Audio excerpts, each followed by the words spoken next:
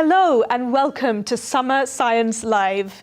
My name is Roma Agrawal and I'm a structural engineer and author. I'm really excited to be here at the Royal Society Summer Science Exhibition. Every year at Summer Science, we get to explore some of the strangest and most mind-blowing research from the UK and around the world. And this year is no exception. We have volcano detectives, a Mars rover on a mission, and a little tropical fish that could hold the key to better mental health. If you've never heard of the Royal Society, it's the UK's National Science Academy, and it's very old. In fact, it's so old that back when it started in the 1660s, science was a little bit different, investigating everything from unicorn horns to talking statues and mice falling in the sky in Iceland. If that sounds like your cup of tea, stay tuned, because we're going to take a trip down into the Society's labyrinthine archive a little later on. But at the Royal Society, we're not just interested in the past, we're also looking to the future. Over the next 3 hours, we'll be bringing you all the latest cutting-edge science from the exhibition floor, as well as some very special guests, such as Britain's first astronaut, Helen Sharman, and Michelle Doherty, who's leading an unmanned mission to the icy moons of Jupiter. It's a lot to cover, and I won't be doing it alone. Neuroscientist and pyrotechnician Fran is going to be my roving reporter. She will be down on the exhibition floor doing all the mucky and dangerous things so I can relax in my comfortable chair. Hi Fran, how are you doing? Hello, Roma. I am outside the Royal Society, where people have been flooding in all morning. So let's join them and head inside.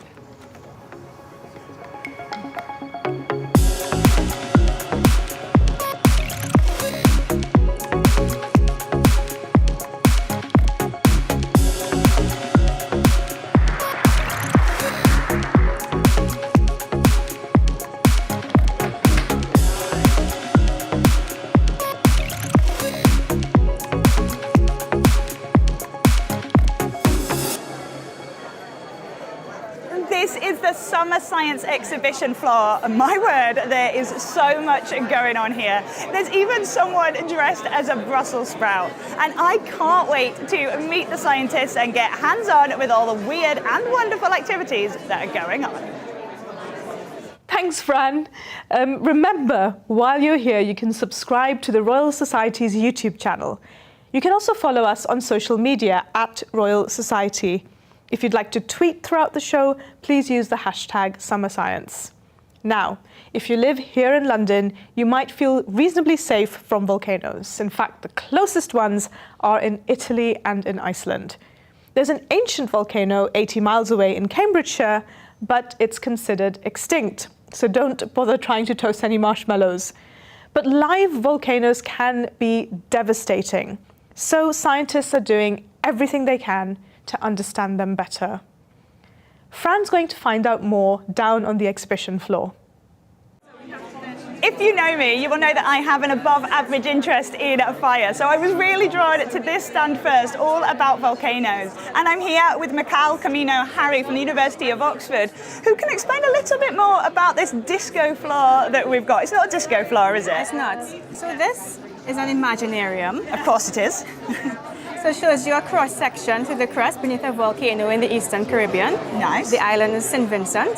And beneath the surface, we have different magma reservoirs. Yeah. So we can imagine we have a deeper reservoir in purple. So the purple bit right here is the magma that's very deep. Yeah. And then we have a mid-crustal reservoir in red, and then a shallower reservoir in orange. Got you. And then you have some electric activity.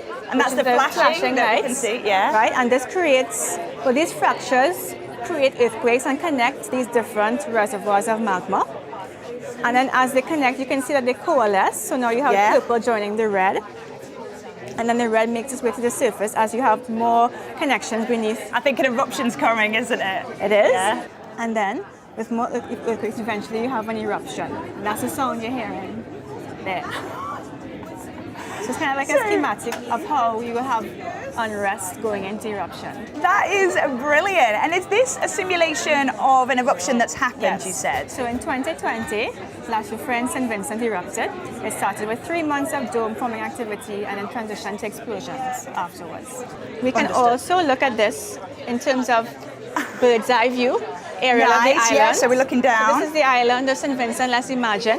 And can I stand on You this? can. 'Cause it's so inviting. So if I stand here, Yes. I understand that you are going to do things to this and I have to stand where it's safe, right? Exactly. So you can imagine this is the island, and you have to decide as a resident where's the best place to Of course, build your because life. you're making it into a game, but it is quite serious stuff. Yes. This is serious science that's happening about volcanoes. Lives are at risk. Decisions need to be made. Yes. And so using this information, but doing it in this way lets people understand it. Yes, exactly. Absolutely. So you have this island, and you decided to set yourself I'm up going to here. be here for now. I might move closer. I'll see where the eruption happens. So then this is where the volcano is, Oh, okay. right? Then you have some earthquakes related to the volcano, and then you have some gases. So far you're in a good spot because So the yellow is gases- gas. Yes, this is a and gas. the flashing is like the earthquakes, the Earthquakes unrest. happening around. I don't know if I'm going to be safe. Let's see. Now you have some pyroclastic flows going Right. that way, and then you have the ash cloud going this way. Pyroclastic flows being like lava flowing It's over like the... superheated gas Oh, gosh. that moves at a very high speed, and it kills things Yeah, which instantly. is serious stuff. Yeah. Yeah, so far you've I've chosen, yeah. but Chosen- things don't always happen this way, but so far. And then as activity progresses, we see more activity happening this way. What does yellow mean? So yellow means we might have some lahars coming this way, so when water interacts with ash. So I should probably evacuate, right? Yeah. I'm going to go over here. So of course that's where scientists become important, because they will warn you before. that Absolutely, you're not because you moving can't in the right- necessarily cross over that because it might be a danger zone. Yeah, so this is how the game becomes interactive, and this is how you can get an idea of what it's like for people living on volcanic islands. Gosh, thank you so much. And yes, this is a game, but even though I'm stood here on a simulation, it is quite nerve-wracking, and I suppose it puts it into perspective, the important work the scientists are doing, and then people like Mikhail that are making it really understandable for the next generation. But it's still a lot of fun to play, but back to you, Roma. Nice work, Fran. Now, to tell us more, I'm thrilled to be joined by Richie Robertson, a volcanologist from the University of the West Indies. Welcome to Summer Science Live, Richie. It's great to have you here. Thank you. I'm glad to be here. Could you tell us a little bit about how you got interested in volcanoes and what led you to the career that you've been following? It's actually a long story, but I'll make it short. I'm from the island of St. Vincent and the Grenadines. I'm from the island of St. Vincent. And in 1979, the volcano exploded. It had an eruption. At the time, I was in secondary school. I was in sixth form. And the eruption was so impactful. We woke up early in the morning, the volcano was erupting, and I just happened to be the person that went with my father towards the volcano to evacuate my grandmother. So the impact of the eruption, the spectacular nature of it, and then finally the fact that when the scientists came in to monitor the volcano to tell us what was happening, I realized that all of the scientists were coming from outside of the island, and there wasn't any Vincentian who knew about the volcano. And I took it upon myself, crazily, that I would become that person.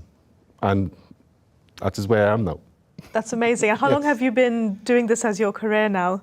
Well, I've been doing it since 1987, I guess, officially. So, it's so long I could stop counting the years. But interestingly, one of the things that have happened is that the volcano had an eruption in 2020, 2021, and I was able to come full circle and be the person involved in providing that scientific guidance to the government and people of St. Vincent. So do you think, is that your favorite volcano or is it your least favorite volcano, I guess, in a way?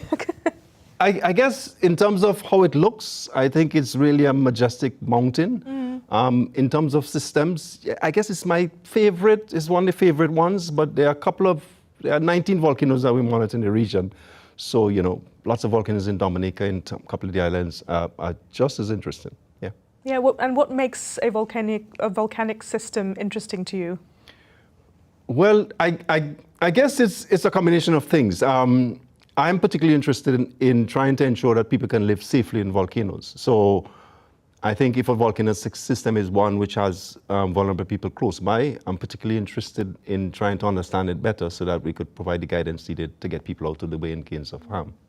I think for a lot of us, when we think of volcanoes exploding, it's what we've seen in Hollywood films. But could you tell us a little bit more about what the explosions or the eruptions actually look like?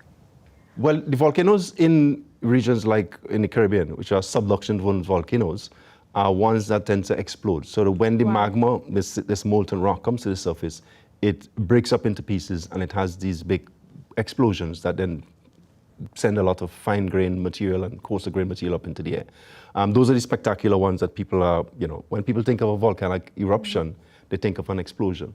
But there are volcanoes like in Hawaii, like in Iceland, where you have some things there, the magma is not as explosive and it comes out as this sort of really red flowing mass of rock that people could then sit down in the chairs and look at safely.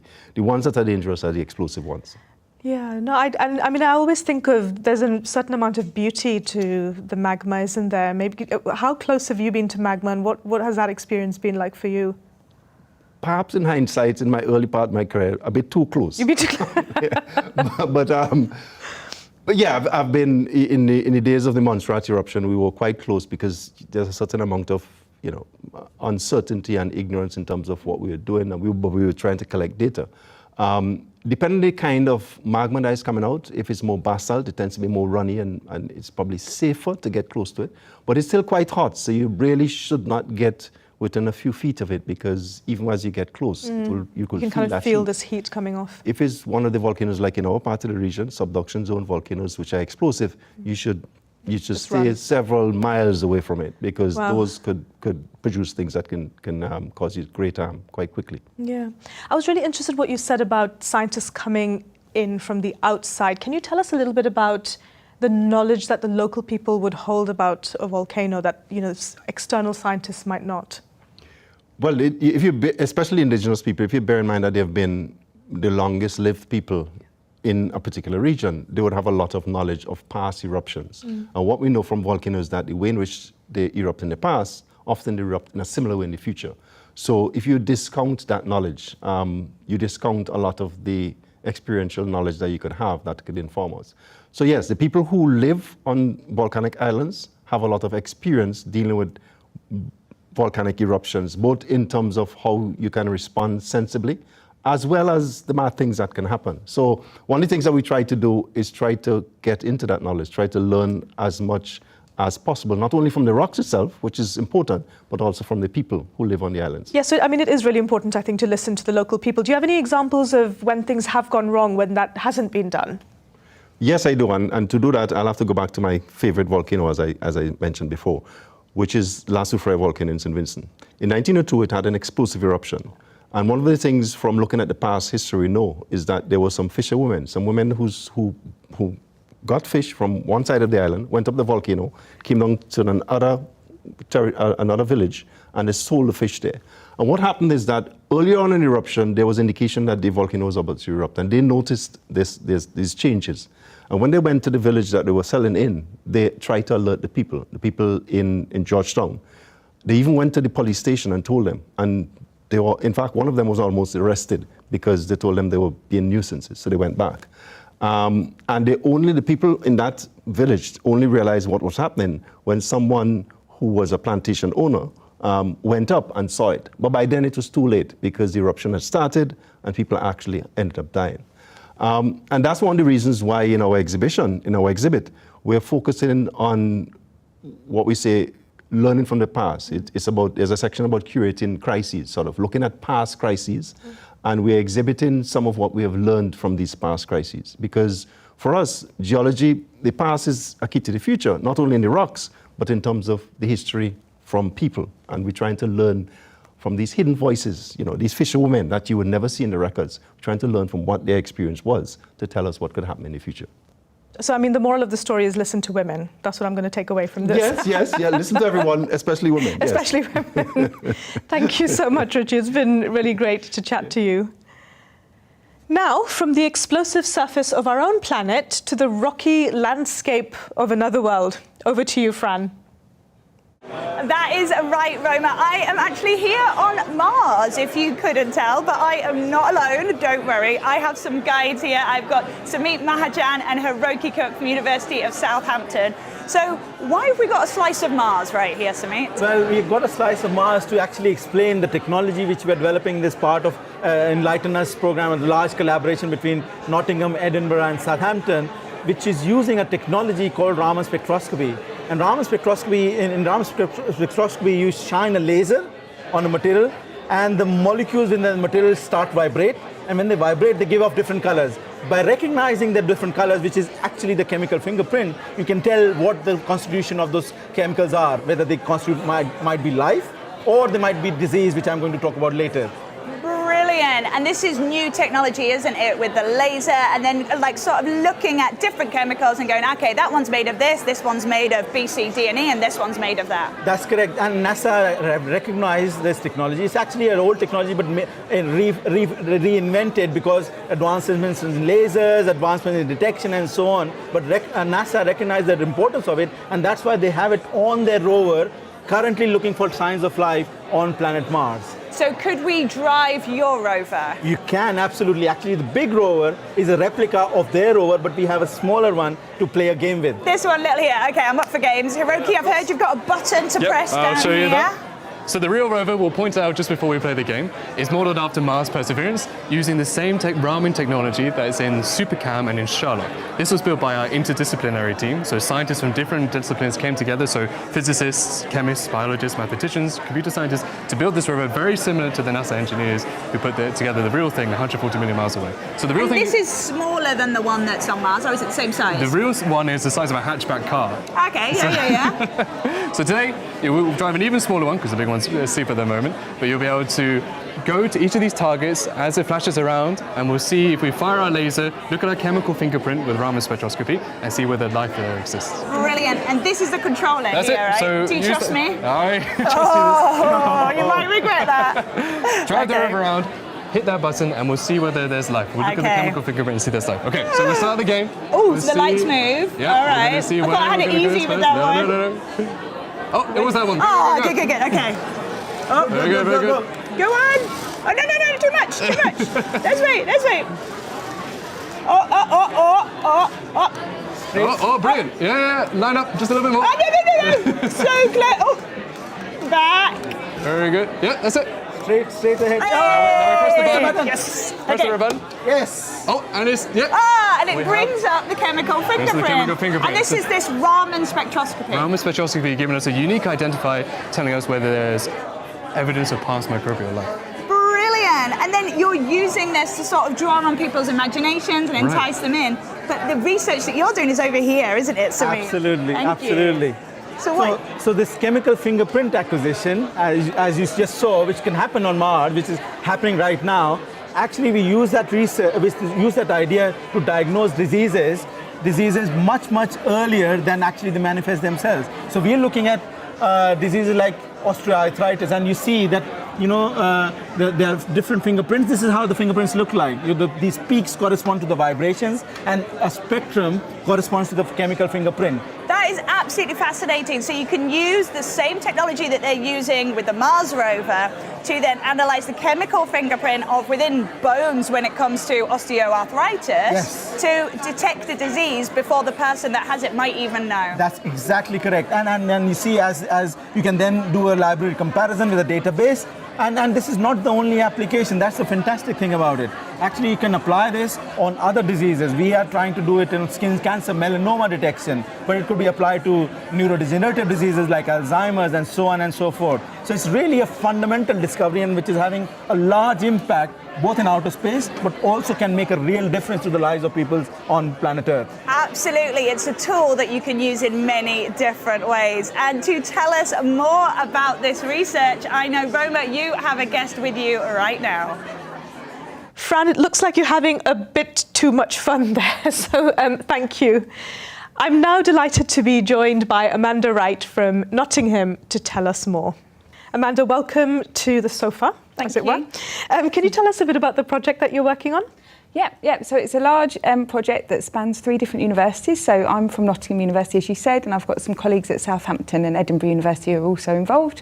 And we're a big multidisciplinary team. There's biologists involved, clinicians, computer scientists, engineers, chemists. So we span a really wide range of disciplines, and we're all trying to take on quite a big challenge of trying to image deep inside the human body. So that's the challenge that we're trying to tackle at the moment. And that's a technology that's also used to look for life in outer space, like 320 million miles away. So can you tell me a bit about that link? Yeah. So some of the technologies we're using are linked to also what's happening on Mars at the moment. So there's a technology called Raman spectroscopy, and that's being used on the Mars rover to try to identify life on Mars, which is very exciting. And we're using it to try to identify different molecules that are present in the body. So using it, we can identify if somebody's got arthritis, if a tissue is cancerous, if not cancerous, and it's all using that same technology. Now, the word spectrum is associated with light for me. So can you talk us through what spectrum means to you, and then what Raman spectroscopy means? Yeah, sure. So you're right. We use a lot of different technologies involving light. So with Raman spectroscopy, you illuminate your sort of material of interest that you're trying to identify with a single wavelength or a single colour using a laser.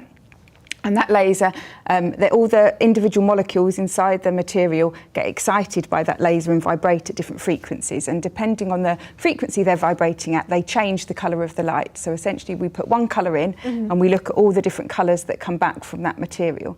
And all those colours give us a kind of fingerprint or a spectra of what is present in that material. So we can use it to identify at the molecular level what molecules are in a material. So on Mars, they use it to say, is carbon present, and therefore is life present in this material we're looking at?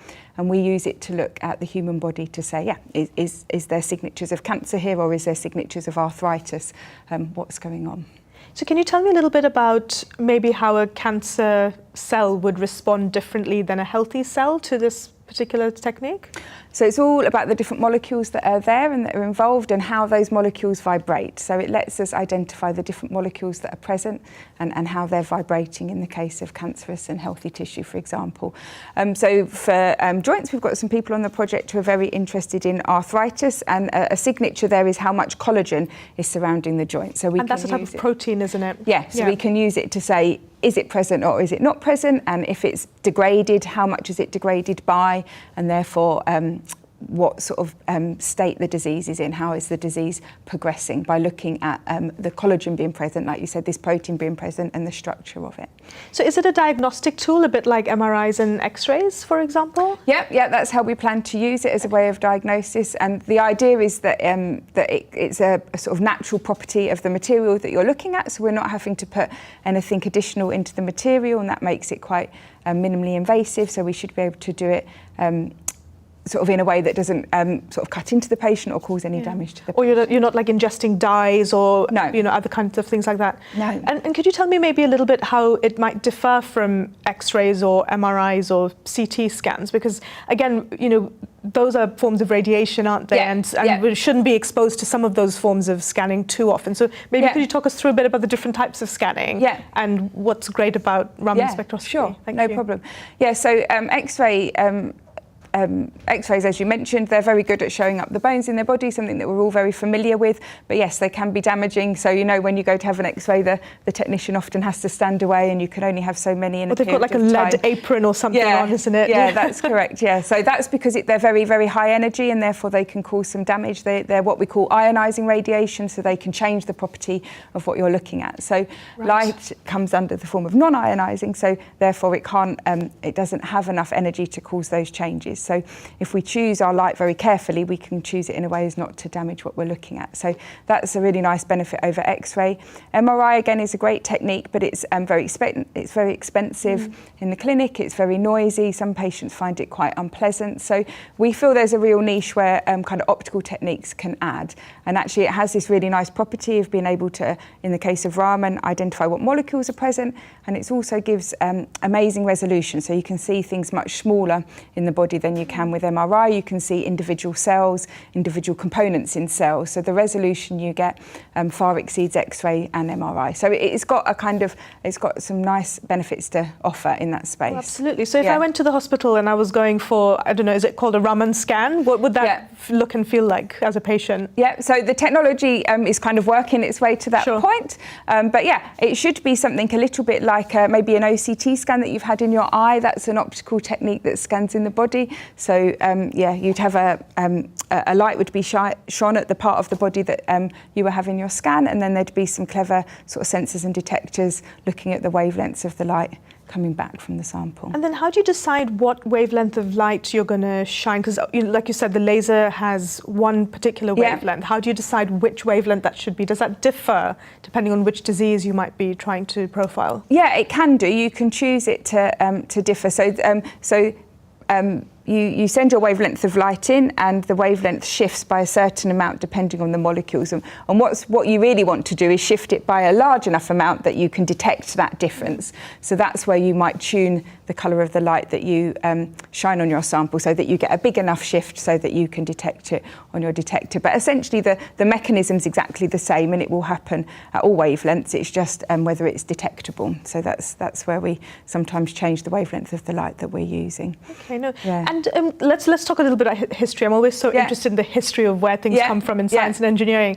So tell us a bit about Raman himself. Yeah. So Raman was an Indian physicist. C.V. Raman was his name, and he discovered this property of this Raman spectroscopy and this shift in the wavelength of light, and he won the Nobel Prize for that discovery in 1928. So made a very important contribution to science. So quite a kind of 20th century technique, really. Yeah. So it's the sort of fundamentals of the technique have been known about for a long time, and it's one of those techniques that's constantly finding kind of new uses and new ways in which we can employ it on Mars or in the body. It's very exciting. I mean, you've already given us a huge range of applications, going from space to a single cell in the human body. Are there other applications that you're excited about that might be something to study in the future? Yeah, so the work that I do is very much about trying to image biological tissue with optics.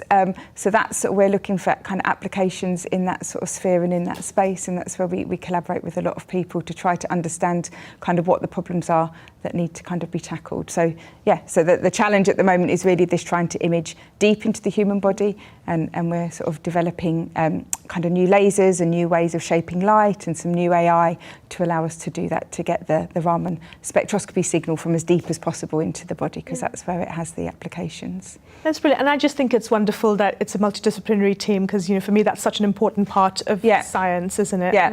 It's what I love and it's what I enjoy, and it's really nice kind of just sharing ideas, and you learn something at every meeting, so it's fantastic. No, that's brilliant. Thank you so much for your time, Amanda. It's been a pleasure. Yeah, thank you very much for having me. Thank you so much to Amanda Wright from Nottingham. My next guest is Helen Sharman, who is a chemist and Britain's first ever astronaut.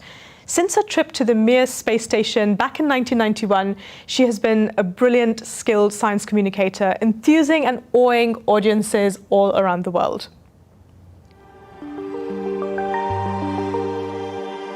Britain's first astronaut is in space. The Soyuz spacecraft carrying Helen Sharman and 2 Soviet cosmonauts was launched successfully this afternoon from the Baikonur Space Center in the Soviet Union.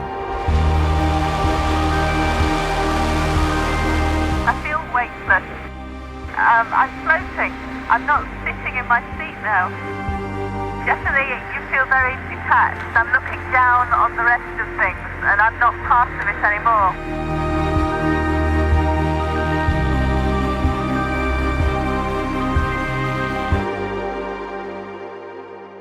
Helen, it's such an honour to have you here.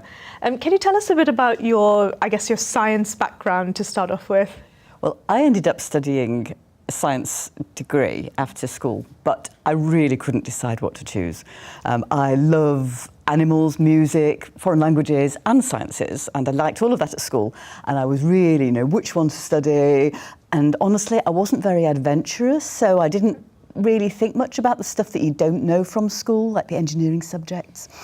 So I was thinking, well, if I did chemistry, it was a kind of an in-between science, and perhaps I could go one way or the other. As long as it was a STEM subject, then that would open options for me later on that might not be open to me if I'd done something else. So yeah, I decided chemistry. That's what I studied.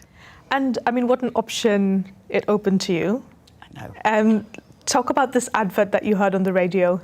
So yeah, I was working for Mars Confectionery actually at the time, which is a great name for a company if you're going to be an astronaut. But I've got no idea when I started working there that that's what I was going to be. So yeah, I was just driving my car home from work, as you do, listening to the radio. Though I had one of those radio stations in the car, radio sets where you push the button and the next station up the dial kind of just dials in, automatically tunes in. And I kept pushing the button, trying to find some decent music. And then I heard an announcement, astronaut wanted, no experience necessary. And it described this brand new opportunity, never been around for people like me in Britain, just to apply to be an astronaut. There hadn't been a British astronaut before. No. And so this was a special space mission created for the first British astronaut to go and do experiments on a space station. And wow, you know, what an opportunity. And it was going through my mind, yeah, that'd be fantastic. And the first criterion was you must have a STEM subject education. Didn't matter what STEM subject, but as long as it was a STEM subject, I thought, yeah, I've got chemistry, I could do that. But they'll not choose me. Of course they won't choose me, right? They're bound to choose somebody who's military, a pilot. And I was going to ask, like, did you have, like, I don't know, were you super athletic and into sports or something? Well, I was reasonably fit and healthy, but nothing, you know, I didn't run marathons, I was no Olympian or anything like that. I just enjoyed keeping fit and doing bits of sport every now and again. And that, yes, we had to be reasonably healthy and fit. That was, medicals were part of the selection. And also to be quite familiar, I suppose, with other foreign languages, because we had to learn to speak the Russian language very quickly, because all the training was going to be done in the Russian language. Wow. So the ability to learn Russian was going to be important. And because I'd previously loved learning foreign languages, you know, when I was at school and I couldn't decide what to choose. So actually it all came in the end. It was almost like the perfect job, even though I could never have imagined when I was at school, when I was choosing my degree, that choosing that STEM subject could lead to something like that. And did the music ever come back in? I took some music into space with me. And actually recently I've been able to play keyboard with Richard Hawley. Yes, in some of the live concerts in Sheffield. Absolutely fabulous. So it does come useful sometimes. No, I love the idea that it's not just the science, but also, you know, the languages, the music, and everything that kind of plays into making you an all-rounded astronaut, really. Well, you can't be a boring person in space, right? You're going to really cheese off all your crewmates if you're really dull. And I think it's important not to take yourself too seriously as well. You've got to know when it's important to focus, to do what you need to do, and then, you know, to relax and enjoy being a person, being an individual with your crewmates, and trusting each other. And you need to have both of those things going on. Was there any very scary moment while you were on your way there or on your way back or there, in fact? I would say never really scary, because we understood what was going on and what we had to do. The most, I suppose, unexpected moment was when the alarms all went off not long after I'd arrived on the space station.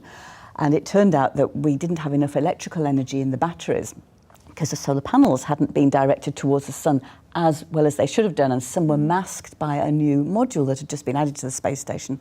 And after we arrived, you know, it was thought that maybe we'd just have enough electrical energy to pull us through when we were around the dark side of the Earth. But we didn't. And so the emergency signals went off. The commander sort of floats off to the control panel and immediately comes back to everybody and explains what's going on. Yes, okay, so we just have to make sure we can move into fresh air, because you don't get the normal air circulation currents that we do on Earth, and so you need to make sure you don't suffocate in your own buildup of carbon dioxide.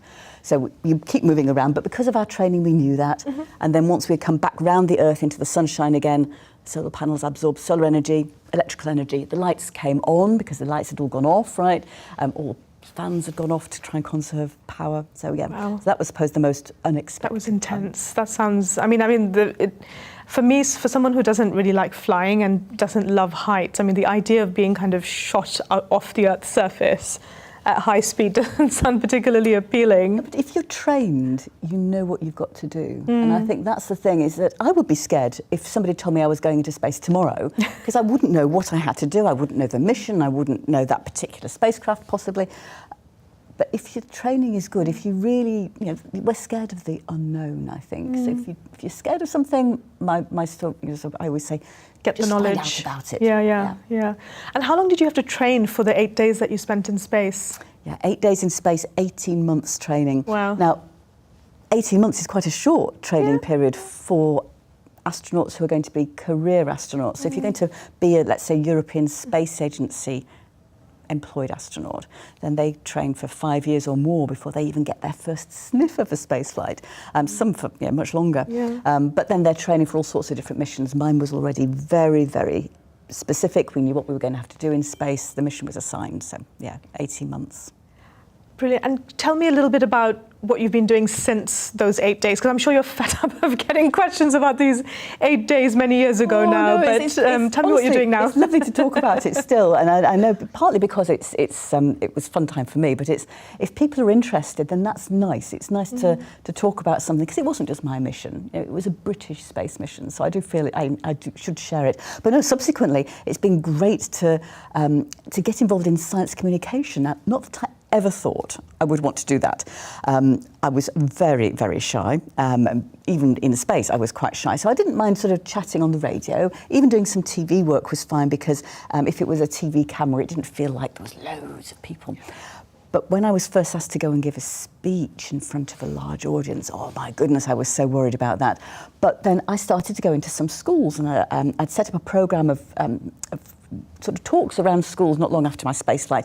And I thought really it was really to tell them about my space flight. And the teachers were saying, well, this is great, but actually it's so good for the science. And this is the curriculum for this age group, and so on and so on. And the teachers were brilliant at helping me to understand how to turn a story about space into what's really basically science. So whether you're talking electrolysis or convection or radiation, all of that, Newton's laws, chemical propulsion, there's so much that it's just basic science. And so I started to think, my goodness, this is something that would be really a useful thing to put my mission to. So so I started thinking and talking about science. Bringing science to life, what an amazing thing to do. So it's been great fun. That's great. Helen, we've talked a bit about that feeling of being blasted off into space, but what was it like coming back?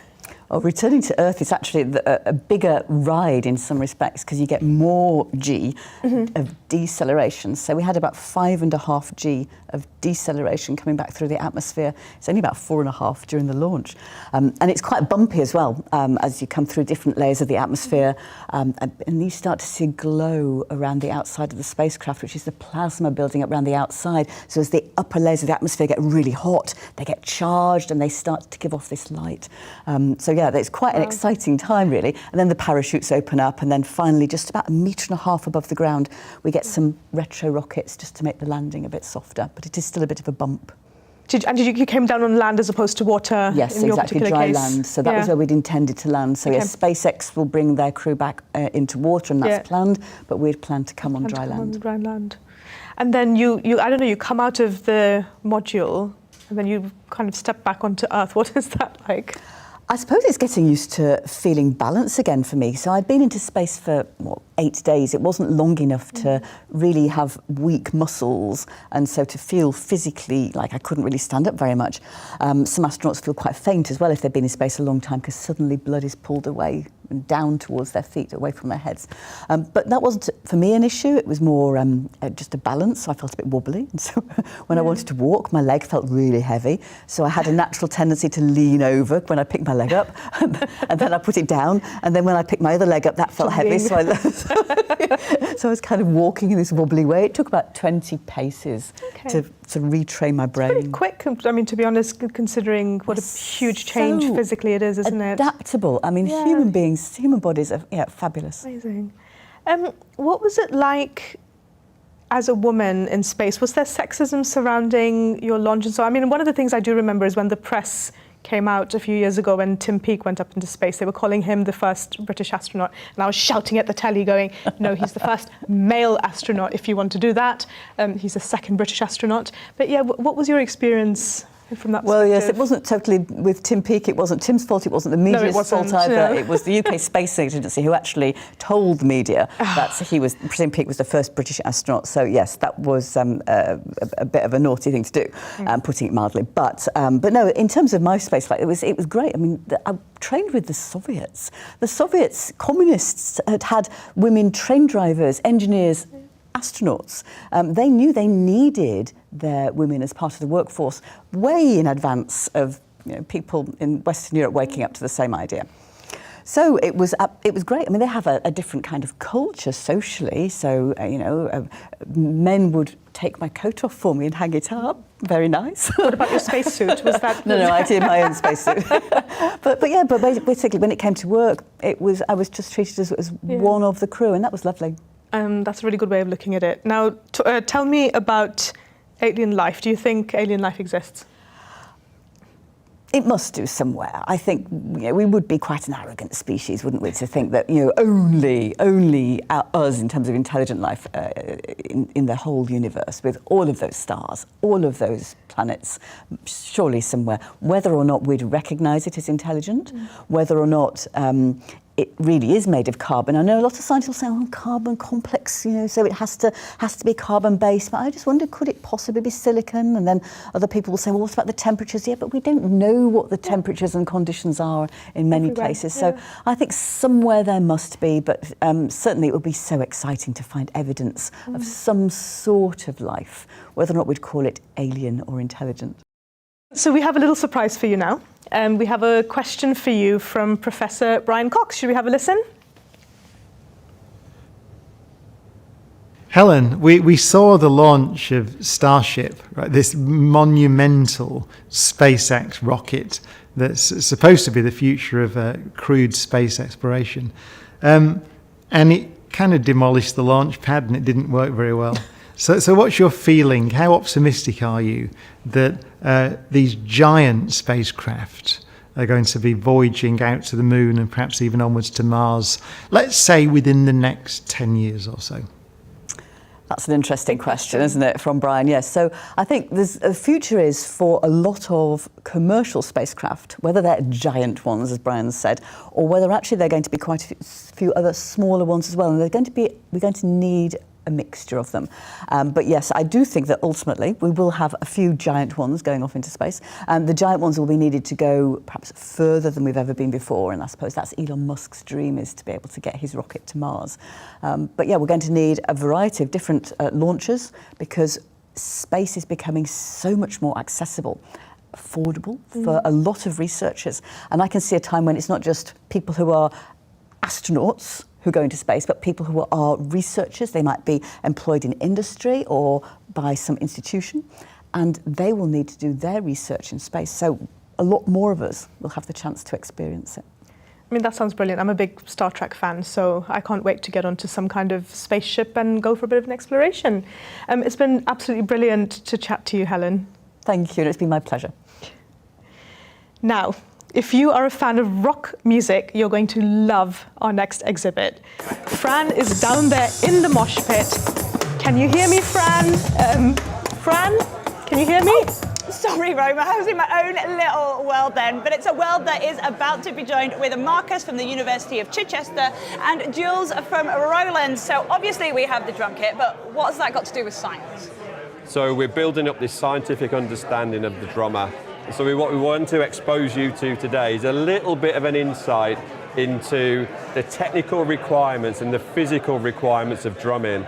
So if I'd like to pass you over to Jules, my colleague from Roland, he'll give you some basic instruction and let's see where we end up. Oh gosh, that sounds a bit ominous. So what is it that we're going to do, Jules? Okay, Fran, so I'm going to teach you to play a really basic drum beat and what we call a drum fill as well. Okay, really basic, yeah? For sure. Totally be able to do it. So actually what you're going to do here is you're going to use 4 limbs independently of one another and coordinate them in order to be able to play this beat. Right. So what I'd like you to do is to start by playing the hi-hat here with your left hand, and I want you to count a nice 4 beats. Right, so like 1, 2, 3, 4. Great. 1, 2, 3. So then we're going to introduce the kick drum, and we're going to put that on beats 1 and beat 3. So 1, 2, 3. I've got it, right? 1, 2, 3, 4. 1, 2, 3, 4. totally got it. 1, 2, 3, 4. 1, 2, 3, 4. Amazing. 1, 2, 3, 4. 1, 2, 3, 4. 1, 2, 3, 4. This is the hard bit. This is the easy bit. I'm concentrating. 1, 2, 3, 4. And the next part is you're going to introduce this drum here called the snare drum. There's on more? beats. Oh yeah. All right, okay. So you're going to put that on beats 2 and beats 4. So the big drum down here with the kickboard, 3 and, no. 1 and 3.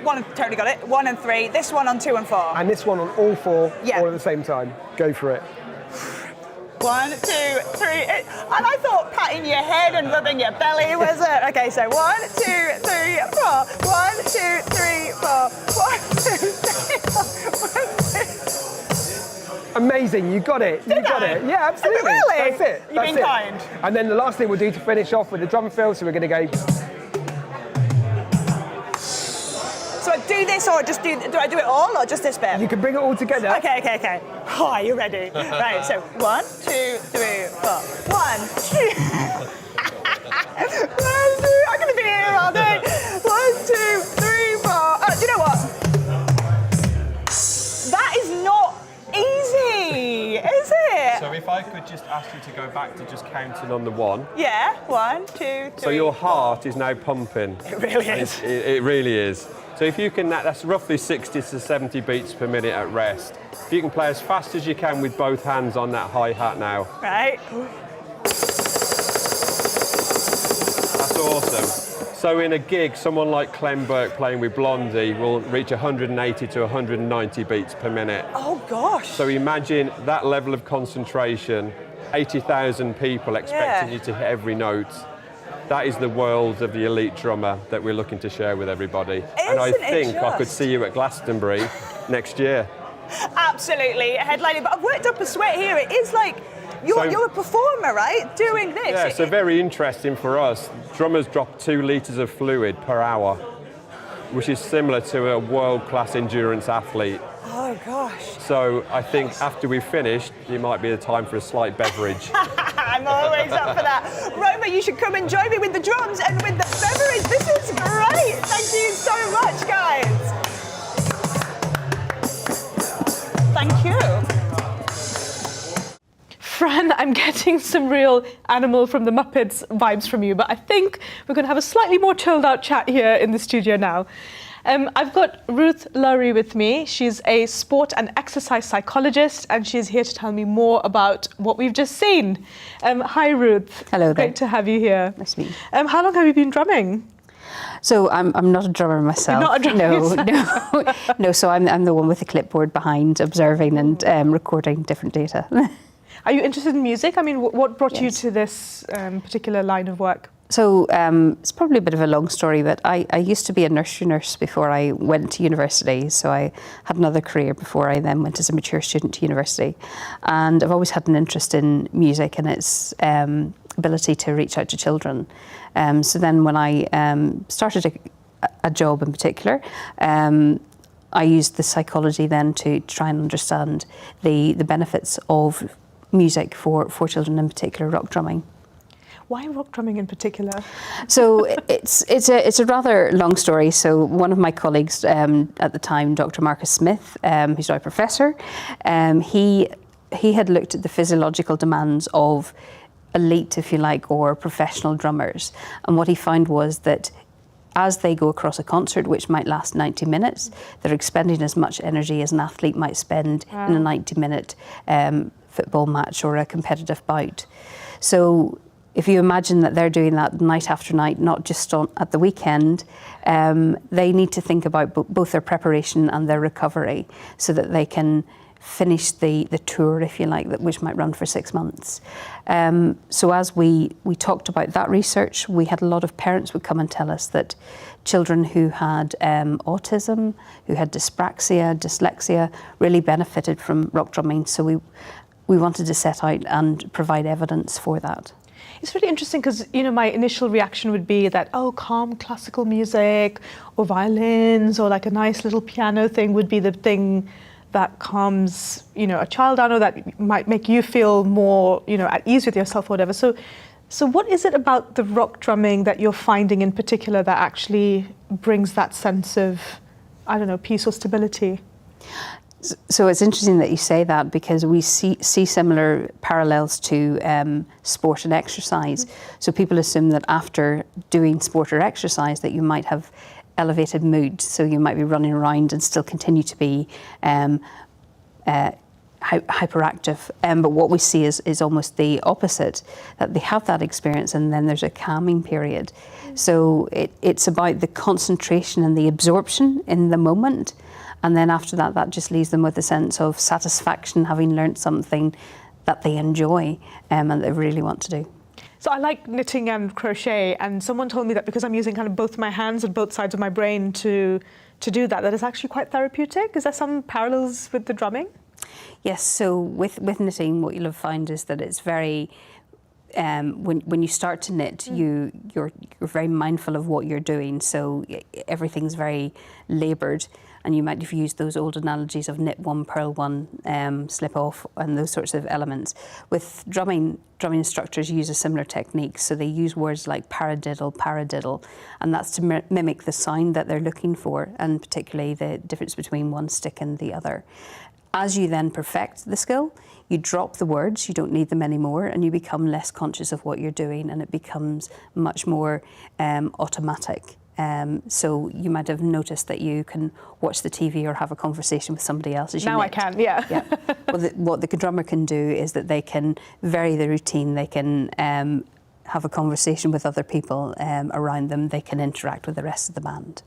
So you kind of go into this almost flow meditative sort of state? Yes, and that's the word that psychologists use, is one of flow. So that feeling of being unconscious and not aware of what you're doing, and that can be calming and relaxing.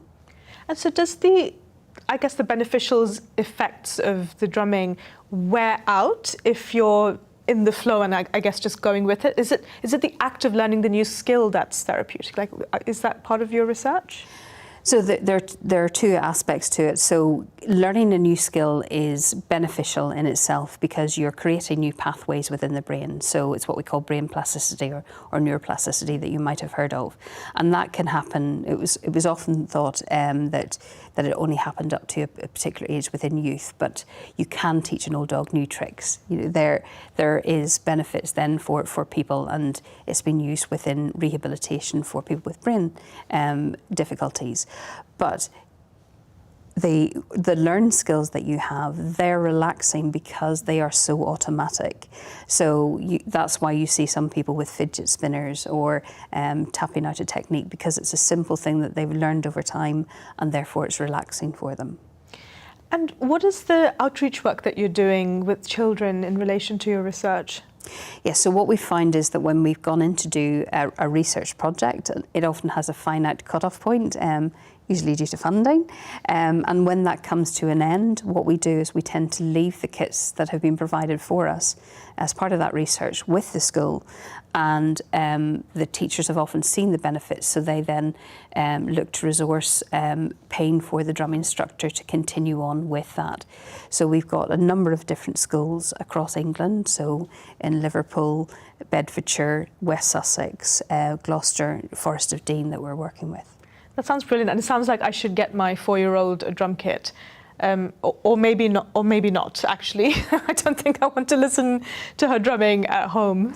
Well, the benefit is that people often associate drumming with the acoustic set. Yes. That the noise that you hear is the noise that you get, whereas the drum kits that we use are electronic, so they come with a pair of headphones. Right. So your daughter would hear the music, and all you would hear is tapping on the rubber pads of the I think I could probably cope with that. Absolutely. Thank you so much. It's been really fascinating.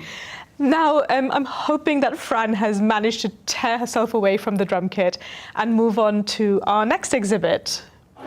Yes, I have moved swiftly on to the Young Researcher Zone, where 10 school groups from across the UK are presenting some of the projects that have been funded by the Royal Society's Partnership Grant Scheme. Today I've only got a chance to talk to 2 of those schools, and one of them is Bilborough College, where Isla here will explain a little bit more about what's going on here. So what have you been studying, Isla? So we're looking at the impact of pedestrianisation on air and noise pollution, specifically in Nottingham, because that's where our college is located. And we're also looking at how deprivation can be impacted by air and noise pollution, or like how they kind of impact each other and cause each other. So over here we're collecting some data for our own use. So we've got, if you'd like to put a sticker on where you think the government policy is on, do you think a lot of action has been taken, a lot of progress is being made on air and noise pollution, or do you think it's a lot lesser? Oh, let me have a look. I've got no nails. I am a nail biter. I'm such a nail biter. Okay. So what is it? On this side, yes, good progress is being made, or no, or very little. Oh, what do we think? Do we think made on tackling noise? It depends where you are. Yeah, I think as a general thing. Yeah, maybe to do an average. Like here? Yeah. I'm going to go there. Yeah. So here we've got our equipment we've been using to do our kind of data collection. We're quite early on in the process just because of some issues with getting the equipment. But this is a handheld air pollution monitor. That is brilliant. Okay. So that was made for us by King's College London. And what does it detect? So if you look at, there's the gaps here at the back where the air gets passed through, and it'll detect particulate matter and nitrous oxides. Okay, so that's pollutants. These gaps here. Yeah. And then it's got a GPS module so we can geolocate our data, because we're really interested in geography. We're a geography group. And so this is one device, and do you move that device around, or have you got multiple put around? We've got a fixed station at our college, which is where we're collecting data to do with, specifically where our college is and how the air pollution is there. But we've been taking that round Nottingham City Centre to see what it's like there. And we've also got a handheld sound level meter, so we can measure noise pollution as well, because we think that's quite important. And so I can measure the sound, right? Yeah. Do you want to have a bit of a shout in it? All right. Let's see, so this measures sound level, right? Yeah. So if I speak like this, you can see it going up, yeah? Yes, you can. And you can hold this against traffic and things like that, and just see what the sound level is like. Brilliant. And then we've also been asking people to indicate on the map where they think air pollution is best and worst on noise pollution in Nottingham by explaining to them a bit about what Nottingham's like, because a lot of people haven't been before. And then if you indicate them on there, you can see where it is best and worst. And we've got the answers as well here. Absolutely. Isla, thank you so much for taking the time out. I know it's super busy here, but I have to go and speak to another group. Thank you so much, and keep up the great work. Thank you. And this is Sharman from Northfleet Technology College. Yeah. So what is your project? What's been going on? Our project is about the biodiversity in London. As we all know, London is a polluted place, obviously. So what we're trying to do is we're trying to investigate how humans and animals can live in harmony in London in such a polluted place. What we've done is we've taken a nature reserve that we had in our fields, which was in derelict. The houses nearby were throwing their rubbish into it, and it was all rubbish. It was just disgusting. It was gone, It was gone. So what we did 2.5 years ago, we came in and we thought we've got to change this. So we put all the rubbish into the bins and we started tidying up. The first thing we did was we started putting trees in. So what we did, we received hundreds and hundreds of trees, which we put around the fence, and then we decided to take on another project, which was the bees that we have here. Right. And these bees. This is great. This is fantastic. And these bees that we've received are helping us to pollinate our field, create more flora, invite more fauna in. And our fauna, we have a couple foxes in there, millions. We've got loads of squirrels, absolute tons. We've got tons of birds as well. Butterflies, insects, we've got everything. And is this a live camera of what's going on? Yes, so this is actually a recorded, but we have a live. This, we can just investigate what's going on. For example, last week we saw some foxes in there as well. Saw foxes playing in the grass, digging a hole underneath our fence, trying to get out. Brilliant. And then, whilst they're doing, with the bees, obviously bees make honey, right? Yeah. And then humans like honey. So what we're trying to do is we're trying to take that honey and then sell it for profit, so that what we can do is reach out to other primary schools and then fund their climate change projects. So which I think is brilliant. Yeah. This is absolutely brilliant. You can't quite rightly think it's brilliant because it absolutely is. And it goes to show what can be done when you sort of put your mind to it and get involved. Oh my gosh, this is fantastic. Thank you so much. Roma, it's back to you. I'm so impressed by those young scientists. And now I'm joined by someone with just slightly more experience, Gareth Veal. Welcome. Hi there. Anyone who knows about cancer treatments knows how tough chemotherapy can be, especially for children.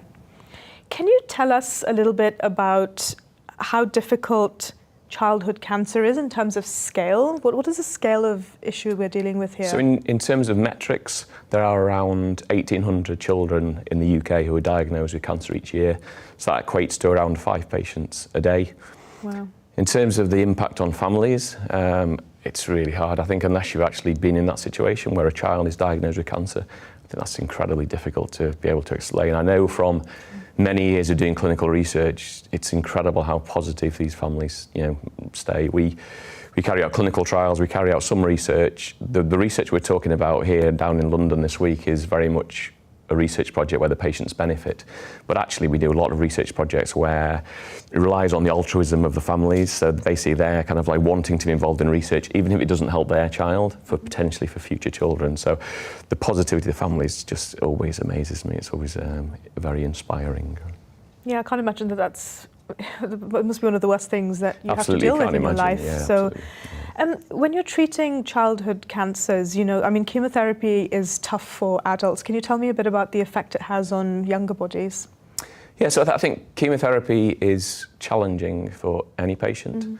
At the end of the day, you're targeting your own cells. There's a subpopulation of your cells where there is this uncontrolled cell division. So most of the drugs, or certainly the well-established drugs, they're very much designed to target cell division or DNA replication. So that's obviously going to hit your host cells. There's going to be side effects. Because all cells do that, isn't it? Absolutely. So we know that the classic side effects of chemotherapy, like the hair loss, affects your bone marrow because you're creating hundreds of thousands of blood cells each day.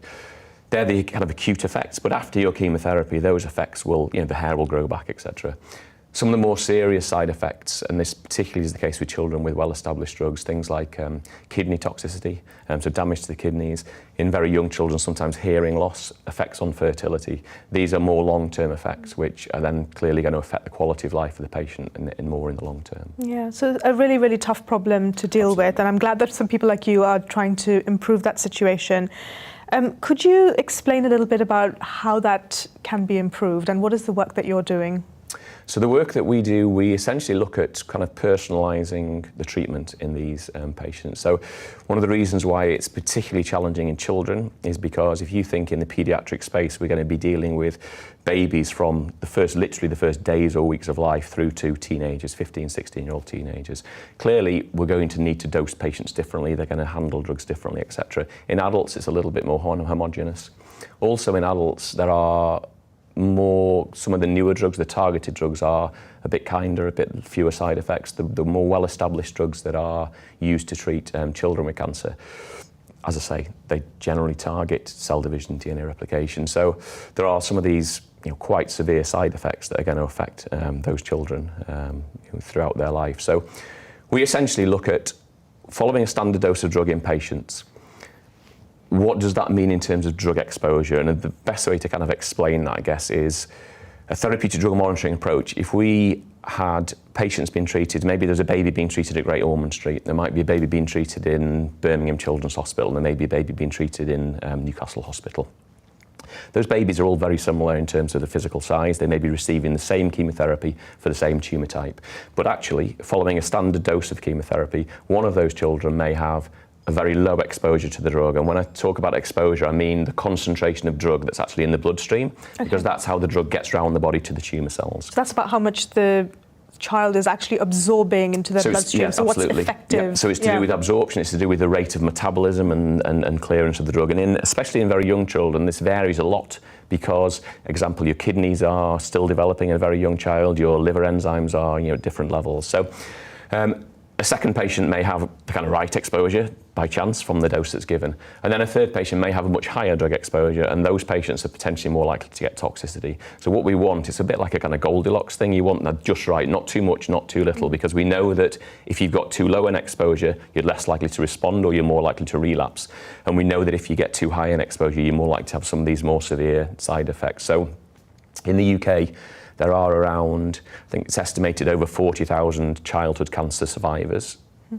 Over, I think between 75 and 80% of children now who are diagnosed with cancer will survive their treatment, but around 2/3 of those children will have kind of side effects that are going to affect their quality of life. So the project that we have, the therapeutic drug monitoring, we already do it as a national programme. In terms of the project that we have and that we're showcasing at the exhibit this week, it's a link with a group of chemical engineers at the UCL and a spin-out company called Vicinta.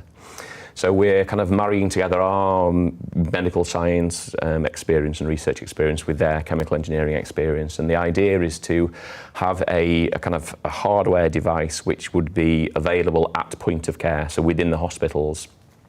At the moment, in order to do the dose adjustments in patients, samples have to be sent to our lab in Newcastle, at Newcastle University. Right. To make it much more accessible, what we would like is to have this kind of hardware available at point of care on a hospital ward so that a doctor or a nurse can use it. And what that device is doing is measuring the child's response to the drug, like you mentioned. So it's measuring the actual individual child's concentration of drug or drug exposure based on the blood concentration. Yeah. So at the moment, these children we're talking about in the different hospitals, blood samples will be collected by the nurse or the doctor, and they will be sent to our lab for analysis. So that's basically a collection, a storage, an overnight courier, and then in a busy lab analysing those samples. And then you're sending results back, and then they will adjust so there's lots dosages. of logistical challenges, absolutely right. Yeah. So we just want to make it more accessible and streamline it, and this piece of kit, this ChromaDose hardware, will allow that to be done in hospitals around the UK. Amazing. Can you tell us a bit about where you are in the process of your research at the moment? Yeah, so as I say, we have the national programme in place, so we're already in a situation where children are benefiting from the research that we do. In terms of the link with UCL and Vicinta, we're looking at probably early in 2025 when we hope to have our first actual kind of piece of kit available, which could be tested probably in hospitals in Newcastle and London as a kind of proof of principle with the first drug. Did you ever think that your career would be so rewarding? No, it's Maybe not something I ever really thought about, but you're absolutely right. In terms of job satisfaction, I mean, I work with a great team of people up in Newcastle, but the work that we do a lot of work looking at development of new drugs, as well as this paediatric research programme. So I think we know that the vast majority of work we do is helping patients, whether that's adult patients or in this case in children with cancer. So it's absolutely rewarding. And the other big thing is it just makes you realise, it puts things in perspective. You know, we're analysing clinical samples from babies who are days old being treated for cancer, and it just makes your kind of any problems you have just pale into insignificance, I think. Definitely. But yeah, like I said before, again, I'm so glad that you and your team do the work that you do. It's been really inspiring talking to you. Thank you so much for your time. Thank you. Now we are going to see chromatography in action with Fran, who should be back in the main hall. Are you there, Fran? Hi, yes, Roma, I have found the sprout, and I'm also joined by Professor Stefan Gooding from UCL. So, hello, Stefan. Hey, how are you doing? What's going on with the sprout?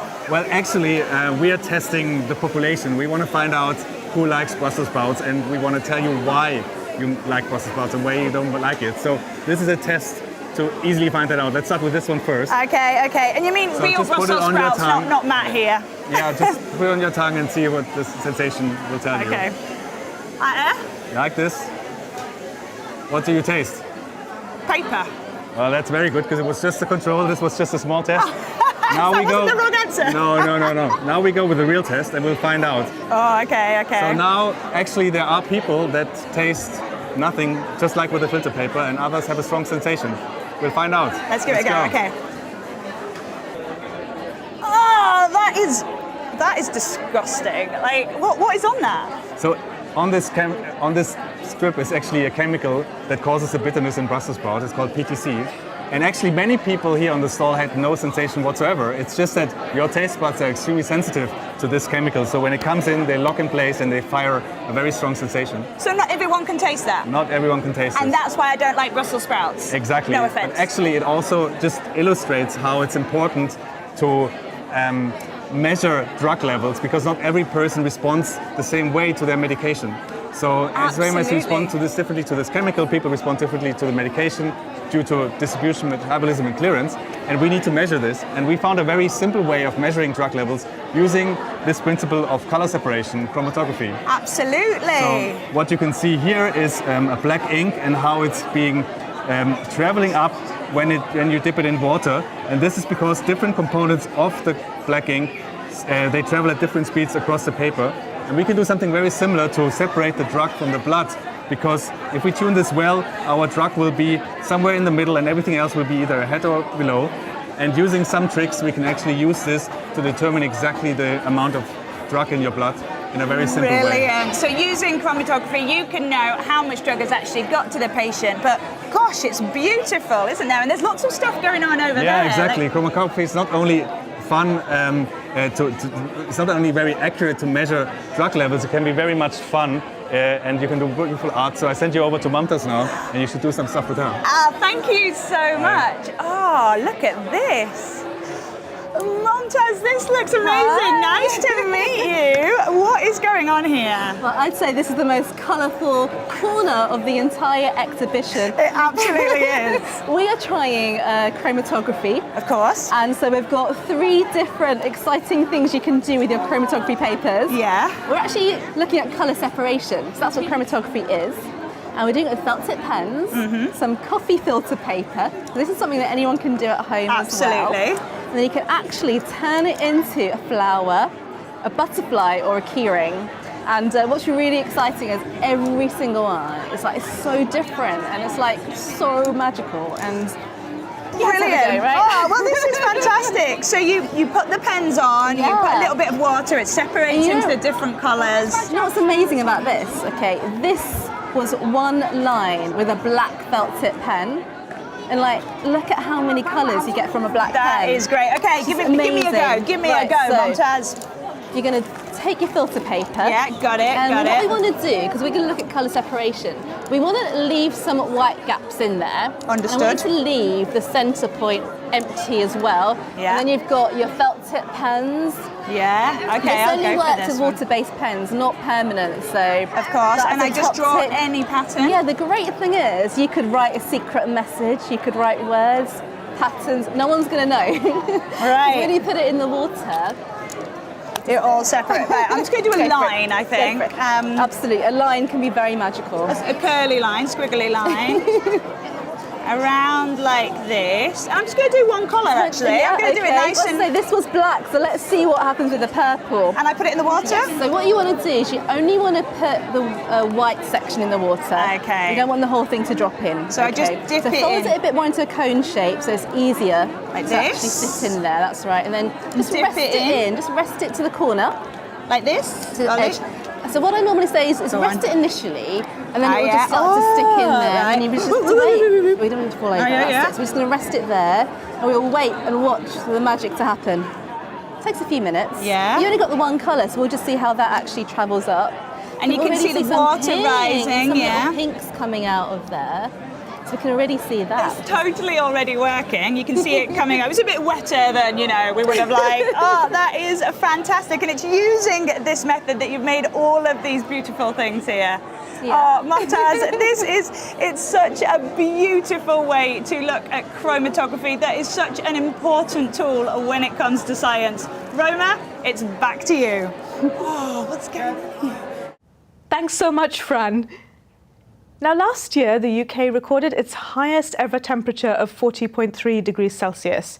And on the news recently, we've seen devastating floods, droughts, and wildfires worldwide.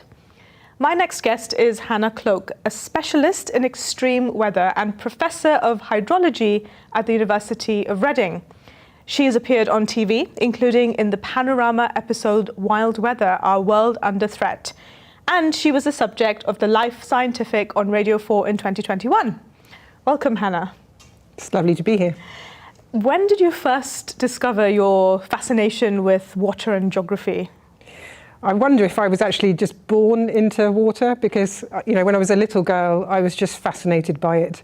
And we used to go on holiday to Devon to see my grandparents every summer. And I just used to throw myself into the sea, go paddling in Dartmoor rivers, and just spent hours and hours in the water. So I think it was there from when I was very, very small. I'm sure that my mum and dad influenced me as well. That's amazing. I love that. But then water can also be quite a devastating force on the world. So could you talk a little bit about that and the research that you do now? So I do love water. I love the sound of rain. I love flinging myself into rivers. But I'm very aware that these things can turn into monsters. So heavy rainfall, rivers can turn floody, and they will absolutely devastate communities. So it's really interesting being very fascinated by water and how it moves around the planet, but yet being very aware of how dangerous it can be. And that's really why I do what I do. So I'm interested in flood forecasting, warning people, making sure people can get out of the way of dangerous floods. Now, it seems like some scientists perhaps are a bit reluctant to kind of pinpoint the cause of some of these extreme weather events as being because of the climate crisis. What's your response to that? Yeah, it's an interesting question because it's always flooded. So it's flooded since before humans existed. And we've always had heat waves, and there's always been forest fires. So it would be wrong to say that every forest fire is caused by climate change. What it does is it makes it more likely. So we see more of them. Sometimes they're more frequent, sometimes they're more intense. So floods can cover more land, they can be more violent. Because of the fingerprints of climate change. So it's really important to distinguish that because we can't just go around saying, oh, this flood is definitely because of climate change, but we can say that it's more likely because of climate change, and the fingerprints of climate change are there, which means that we need to take it seriously. So it's almost like there's the effect that we're having on the planet is to make things a little bit more riskier in this sort of natural disaster regard. Yeah, that's exactly it. Yeah. The risk changes, that factor of it's going to happen more often, it's going to be worse. Yeah, and how good are we at predicting, the next flood or the next extreme event like that? We've got some really good models now. So we have huge computer models of the Earth system that can put together how the atmosphere moves around and what's happening on the land surface and in our rivers. And we're actually pretty good now at saying whether a natural hazard like a fire or a heat wave or a flood is going to happen, even sometimes 2 or 3 weeks ahead. So is that enough? Is 2 or 3 weeks ahead, I guess, enough to respond to that adequately? So it depends what you're trying to do. Yeah. So if you're trying to get people out of the way, then you need at least a week sometimes to prepare all of that stuff in advance. We only tend to hear about things a day in advance. Somebody says, actually tomorrow it's going to rain really hard. You need to, get out of your house. But behind the scenes, people are moving around, putting equipment in the right place, going on alert. And with this kind of, I guess in the longer term, if I'm, from my perspective as a structural engineer, I've been involved in, urban planning and looking at cities and so on. How can we use the kind of modeling that you do to maybe better design where human beings decide to settle down? Yeah, humans have a tendency to live in very dangerous places. We like water, right? Yeah, we want to live next to rivers. Pretty. It's really pretty living next to the river. And, it's really functional. In London, it's, a really nice place to live. People want to live there. It's really expensive. But it can be very, very dangerous indeed. So we have this legacy of people living in really, really dangerous places. But we can use the same types of model that we use when we're forecasting whether a flood is coming next week. We can use that to work out what the risk is of any types of floods coming along. And we can say, these zones are dangerous zones. Do not build here, perhaps even move people out of the way. And then these places, there is still some risk, so you need to adapt your homes or your businesses. And what kind of timescales are you able to make these predictions on now? So when we're thinking about an upcoming flood, so it's going to flood tomorrow or next week, we can say with some confidence whether that flood is going to happen. But when we look long term and we think about our changing climate, we can see how likely those types of floods are to happen in the future. And some of the things we're most worried about actually are flash floods, those ones that are really difficult to predict in the short term. And sometimes they come along in an hour or something, a big thunderstorm happens and it sweeps through the streets or along a river. But we know that they are getting more likely in the future, and warming climate means we're holding more water in the atmosphere, heavier rainfall, more intense rainfall, more flash floods. What about the scene kind of more globally? I guess we've talked a little bit more specifically at the UK perhaps. What's happening on the worldwide basis with flood prediction? Some of the most vulnerable places in the world are desperately in need of much better flood forecasting and warning systems. A lot of those places, they don't have enough funding to really get to grips with some of these global models. So it's about working together with partners, perhaps in Mozambique and Bangladesh, places that are very filled with floods often, and a lot of people die every year from these types of floods. So the more that we can support those countries and provide kind of the infrastructure and work together with them to help them get the warnings to the people so they can get out of the way of those floods, the better. Yeah, seems like it's one of those things where, the more we come together, the better our responses can be and so on. So quite a big challenge. It's a big job. Challenge. It is a big job. The world is a very big place. Yeah. And we do have global models, and they do provide like flood forecasts and floods, heat wave forecasts. But actually getting that message to the people on the ground, that's really, really tough. So you can only really do that at the local level. So you're moving from global, environmental models to actually psychology at the local level, and that's a big chain of events.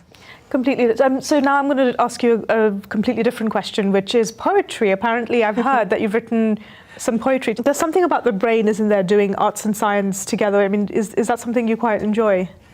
Yeah, I think as a scientist, I was a bit wary about it, thinking that's a bit unscientific. Let's not do that. People will laugh at me. But actually, opening up that different way of thinking actually generates new ideas, and you actually start to think in a different way as well, and communicate in a different way. So I work now with artists, musicians across the board. Do a lot of work with museums, and it's brought a much richer way of communicating things like flood risk. Yeah, I mean, it sounds like, I know this, but, arts and sciences, if we need to talk to each other, then we can learn new things from each other, which is brilliant. Yeah, and not be frightened. Not be frightened to do so. No, 100%. Yeah. So that's really great. And is there something that you would be devastated to lose if it got swept away in a flood? It's really important actually to focus on that when you're trying to communicate to people whether they're at flood risk and what's actually going to happen to them. Because if they just think about like how much rain is falling or how high the river is, it means nothing to them. But if you pick something that's really precious to someone, so for me, that's my grandmother's music box. She gave it to me, sadly she's passed away. It means a lot from my childhood, and it sits on my shelf. And I always imagine, how would I feel if that got swept away in a flood? And to me, that's the real meaning of being at flood risk. Yeah, and I guess it's a way to explain the risk to other people, like you said, that, it might feel like a very distant thing. And they have to imagine it. So they have to be able to imagine those floodwaters in the house and putting their possessions at risk, perhaps putting their family at risk. And you need to help that imagination along. So those types of precious objects are really helpful to do that. Just to change scales a little bit again, but the Wellcome Trust, which some of our viewers may be familiar with, has recently started talking about how climate change is a health crisis. What are your thoughts on that? There are so many links between climate and health. I don't think I could cover them all now. But I'll pick a couple. Last summer we saw absolutely intense heat in the city. We went over that 40-degree barrier, and it was terrifying. And it meant, thousands of people died. And that's pretty severe. And that's in the UK. We're not even thinking about places on the planet where it's absolutely inhospitable to live. So heat is a giant killer. It's a silent killer as well. So we don't. It's not like a roaring floodwater coming through your house. It really picks the vulnerable people as well. So that's an obvious example of where climate and health are so intricately linked. Thank you so much for chatting to me. It's been fascinating to hear about really what's a major problem worldwide, but also, like you said, the psychology of the family or the person or the community that then has to respond to that on a local level. So I really appreciate your time. Now, everyone knows about 3D movies and gaming, but not all of you will have experienced 3D sound. And I don't just mean stereo or surround sound, I mean audio recorded with ears in the same way we experience sound in real life. Hello again, I'm here with the Audio Experience Design team and Kat Paul from Imperial College London, and I'm all ears to find out what you have been doing. So Kat, what is this all about? So essentially we want to make sound immersive. And so when we're listening in the real world, like from me standing next to you, you use your two ears together. And so if you have a sound that's coming to the right of you, it'll be louder in your right ear compared to your left ear. It'll also arrive at this ear quicker than this ear. But what do you do when sounds are coming in this plane? So it's always going to be the same. This is when we use the shape of our ears and sort of the head and our torso to really help us figure out where sounds are coming from. Because if a sound is coming from below, it'll bounce around slightly differently than if a sound is coming from above. Right. But we don't have the same head and the same ear shape.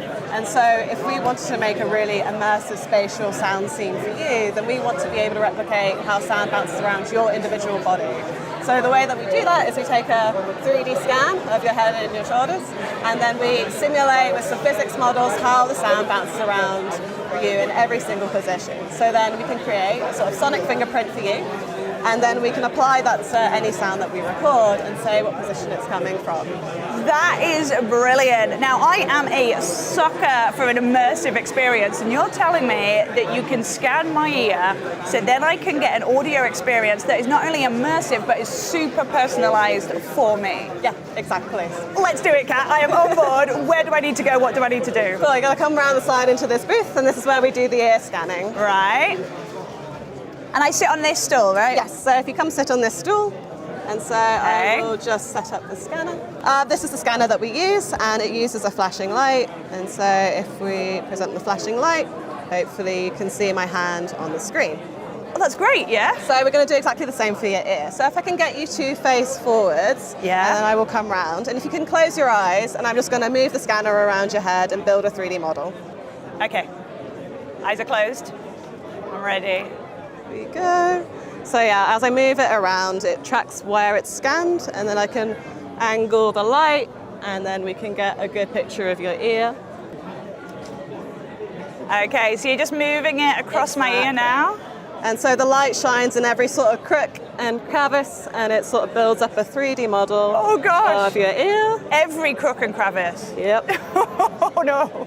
And so I'm going to stop Brilliant. now. Okay, and can I move? Yeah, now you can move, and now it's all Okay. done. So, and is this it processing the exactly. data? It's processing the data, it's taking all the sort of, it builds little points, and then after that it meshes it together into a nice 3D model that then we can either look at, or we can print it out on a 3D printer if you really wanted to.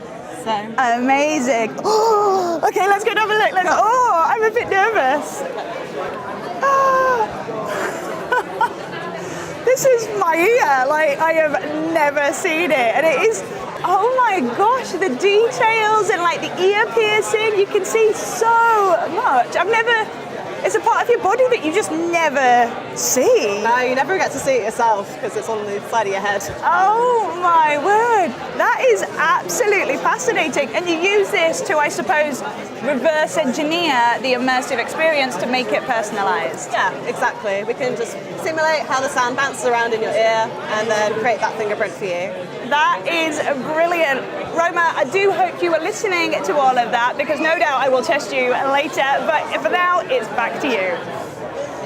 Oh, Fran, I don't like having tests, but I am thrilled to have a psychoacoustic specialist, Lorenzo Piccinelli, here to tell us a little bit more about what Fran just did. Lorenzo, welcome. It's great to have you here. Thank you very much. What is 3D sound? 3D sound or immersive sound is effectively what we experience in everyday life. So you walk on the street and you hear sounds that come from different positions at different distances in different directions, they move differently. And all these attributes about the spatial nature of sounds, or the position and etc., is what we generally refer to as 3D sound or immersive sound.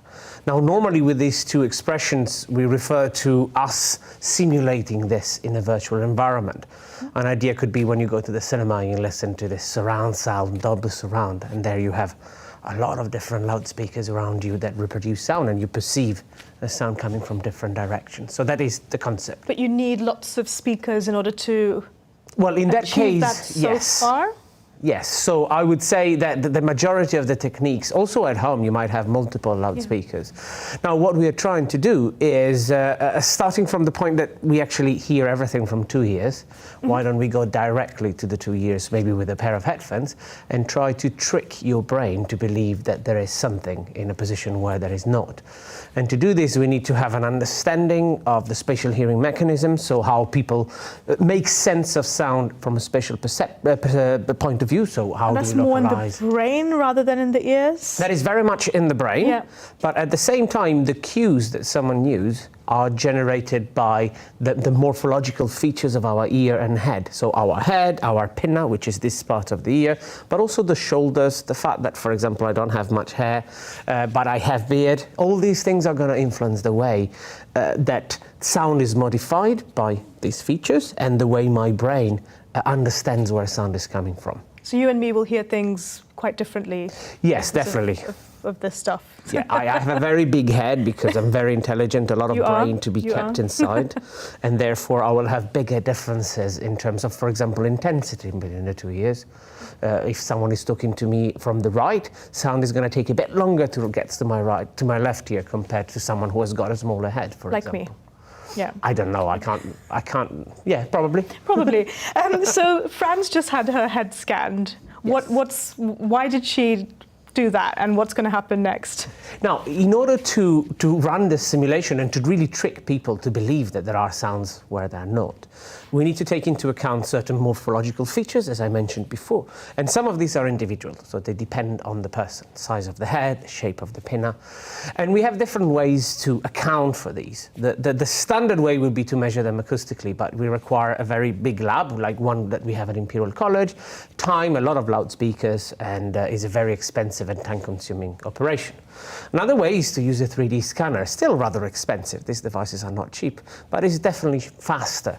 So we scan the ear, we scan the head, and then we use certain mathematical methods in order to find out how, from a given position in space, the sound is modified up to the entrance of your ear canal. In reality, what we are doing in this research is trying to do this individualization without having to rely not even on a 3D scanner. So we are collecting scans from as many people as we can. At the moment, actually, we have a few hundred. We are actually, these are all open source, so we share them with the community. And we're trying to find relationships between the morphology of the external ear and the acoustic interaction that these have. And eventually, even now we are starting training neural network models, so artificial intelligence, in order to be able to predict what is someone's own signature from less and less data. Eventually, it could just be a picture, or even it could just be some data that you input in the device. So trying to make it easier to basically figure out that person's individual characteristics, to give them the sound based on all this data that you're collecting. Exactly, to make it much easier than it is at the moment and that we can do at the moment. Obviously, our goal is not really just to develop a better product, but also to have a better understanding of these mechanisms, both from the acoustic and the psychoacoustic perspectives. So I've got some headphones here. Should I stick them on? Is that the plan? You should definitely try. Okay, let's have a go. So this is just some of the demonstrations that we use, which are actually available for who visits our stand, and they are available also online. Yeah. Headphones are important because we need the left signal to get to your left ear and the right signal to go to your right ear, which doesn't happen with a normal pair of loudspeakers. If you want to listen along, pop your headphones in and you'll be able to hear what I am about to hear now. Good morning. I'm here in front of you. Or maybe I'm close to your right ear. Maybe I'm here. Or here. Or again, I could be here. Or here. Or here. Okay, that's weird. On the other side. Or back in front of you. That was a particularly strange experience because I was listening to your voice. My voice whispering and talking moving, around. but so it was like you were on different sides of me, but also closer and farther away. Yes. But clearly I could see you there, so my brain was a little bit confused. Yeah, that let's is put it what lightly. often happens. Well, not unfortunately, but sight often takes over. This is why it's often difficult to have a clear sound image that is frontal.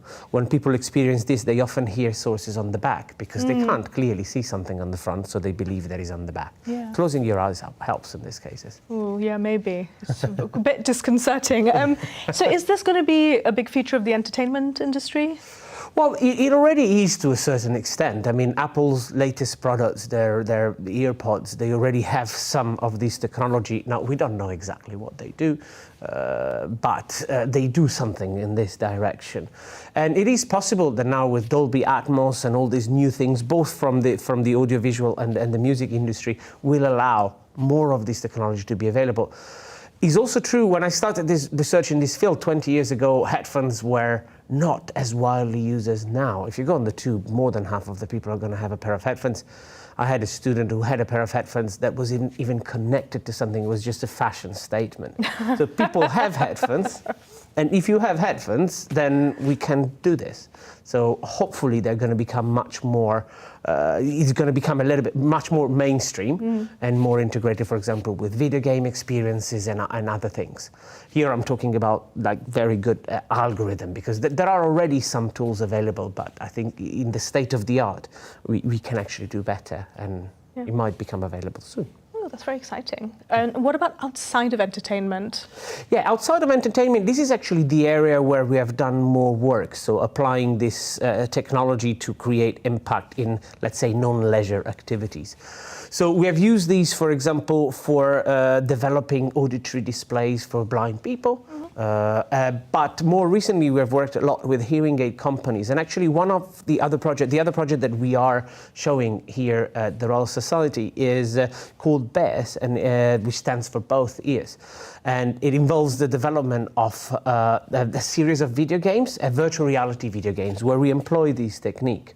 What we're trying to do is to replicate what happens in real-life scenarios, specifically in difficult situations where you have, for example, multiple talkers and a target that you want to listen to.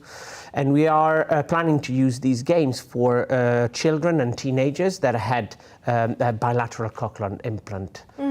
So when you have these sort of digital ears that are surgically implanted, you have both ears. The two ears might be rather mismatched for many reasons. So not only maybe one ear is louder than the other, but you might also have a different pitch and slightly different timbre. So often the brain is not really able to fuse the two together. And so we are using a series of games that can be performed only by using both ears at the same time to help them train to use the two implants and to remap their auditory system so that the brain is able to use these altered cues more successfully. I always love a piece of engineering or science that has entertainment value, but also medical applications. So thank you so much for joining me, Lorenzo. It's been great to hear about your research. Okay, thank you very much. Now we're going to take a short break. When we come back, Fran will be going on a special mission deep into the archives of the Royal Society to discover some of its treasures. In the meantime, have you ever wondered what your pet's whiskers are really for? If so, this video from the Royal Society and the BBC will provide the answer. I study whiskers because they're just the best. Most mammals, they have whiskers. And what's exciting about them is that there's so much stuff that we don't know. I like to look at something that we see every day and then find out really cool and interesting things about them.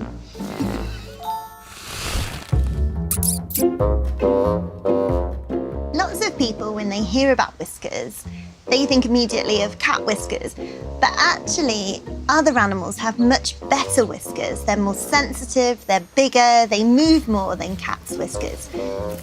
Porcupine whiskers are just the longest whiskers I've seen. The one I've got back in the lab is about 45 centimeters long, and they move them almost continually, and then they kind of bump and move and vibrate around over the material that they're on. So you can really see that they're moving all the time. Hi, gorgeous.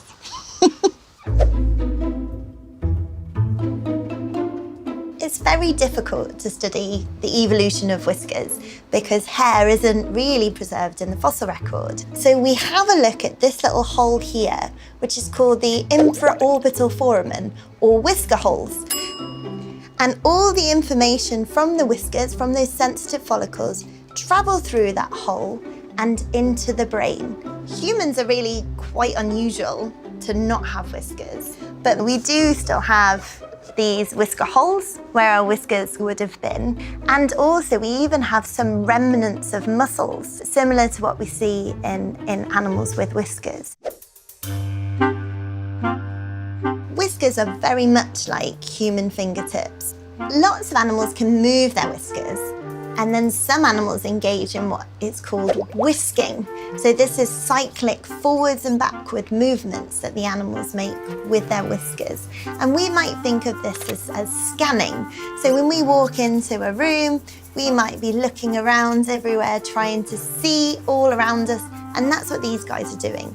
And the fastest whisking that I've seen has been in harvest mice, which reach up to about 25 times per second, which is some of the fastest movements that mammals can make. The most sensitive whiskers are in aquatic mammals. Lots of seals will have kind of just under 2,000 nerve fibers surrounding all of those whiskers in the follicle. And their whiskers are so sensitive, they can do this amazing thing, which is called hydrodynamic sensing. So as a fish swims through the water, it leaves behind a wake, a trail of water movements, and the seals are able to detect this. And they use only their whiskers for this.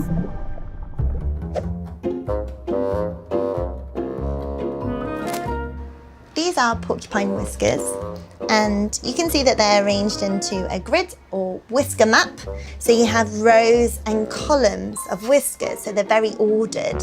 The same grid-like pattern can be seen in physical structures through the brain.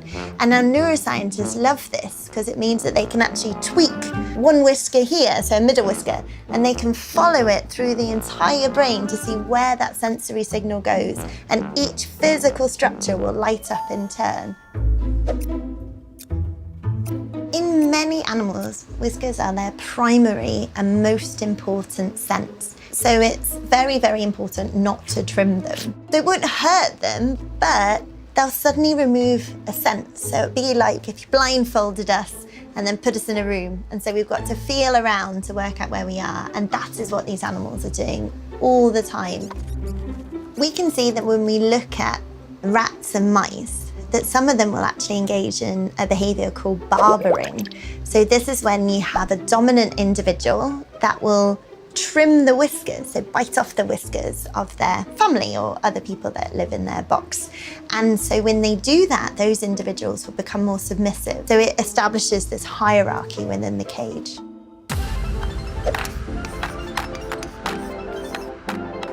Whiskers can inspire lots of new technology and innovations. Firstly, we could have a look at their shape.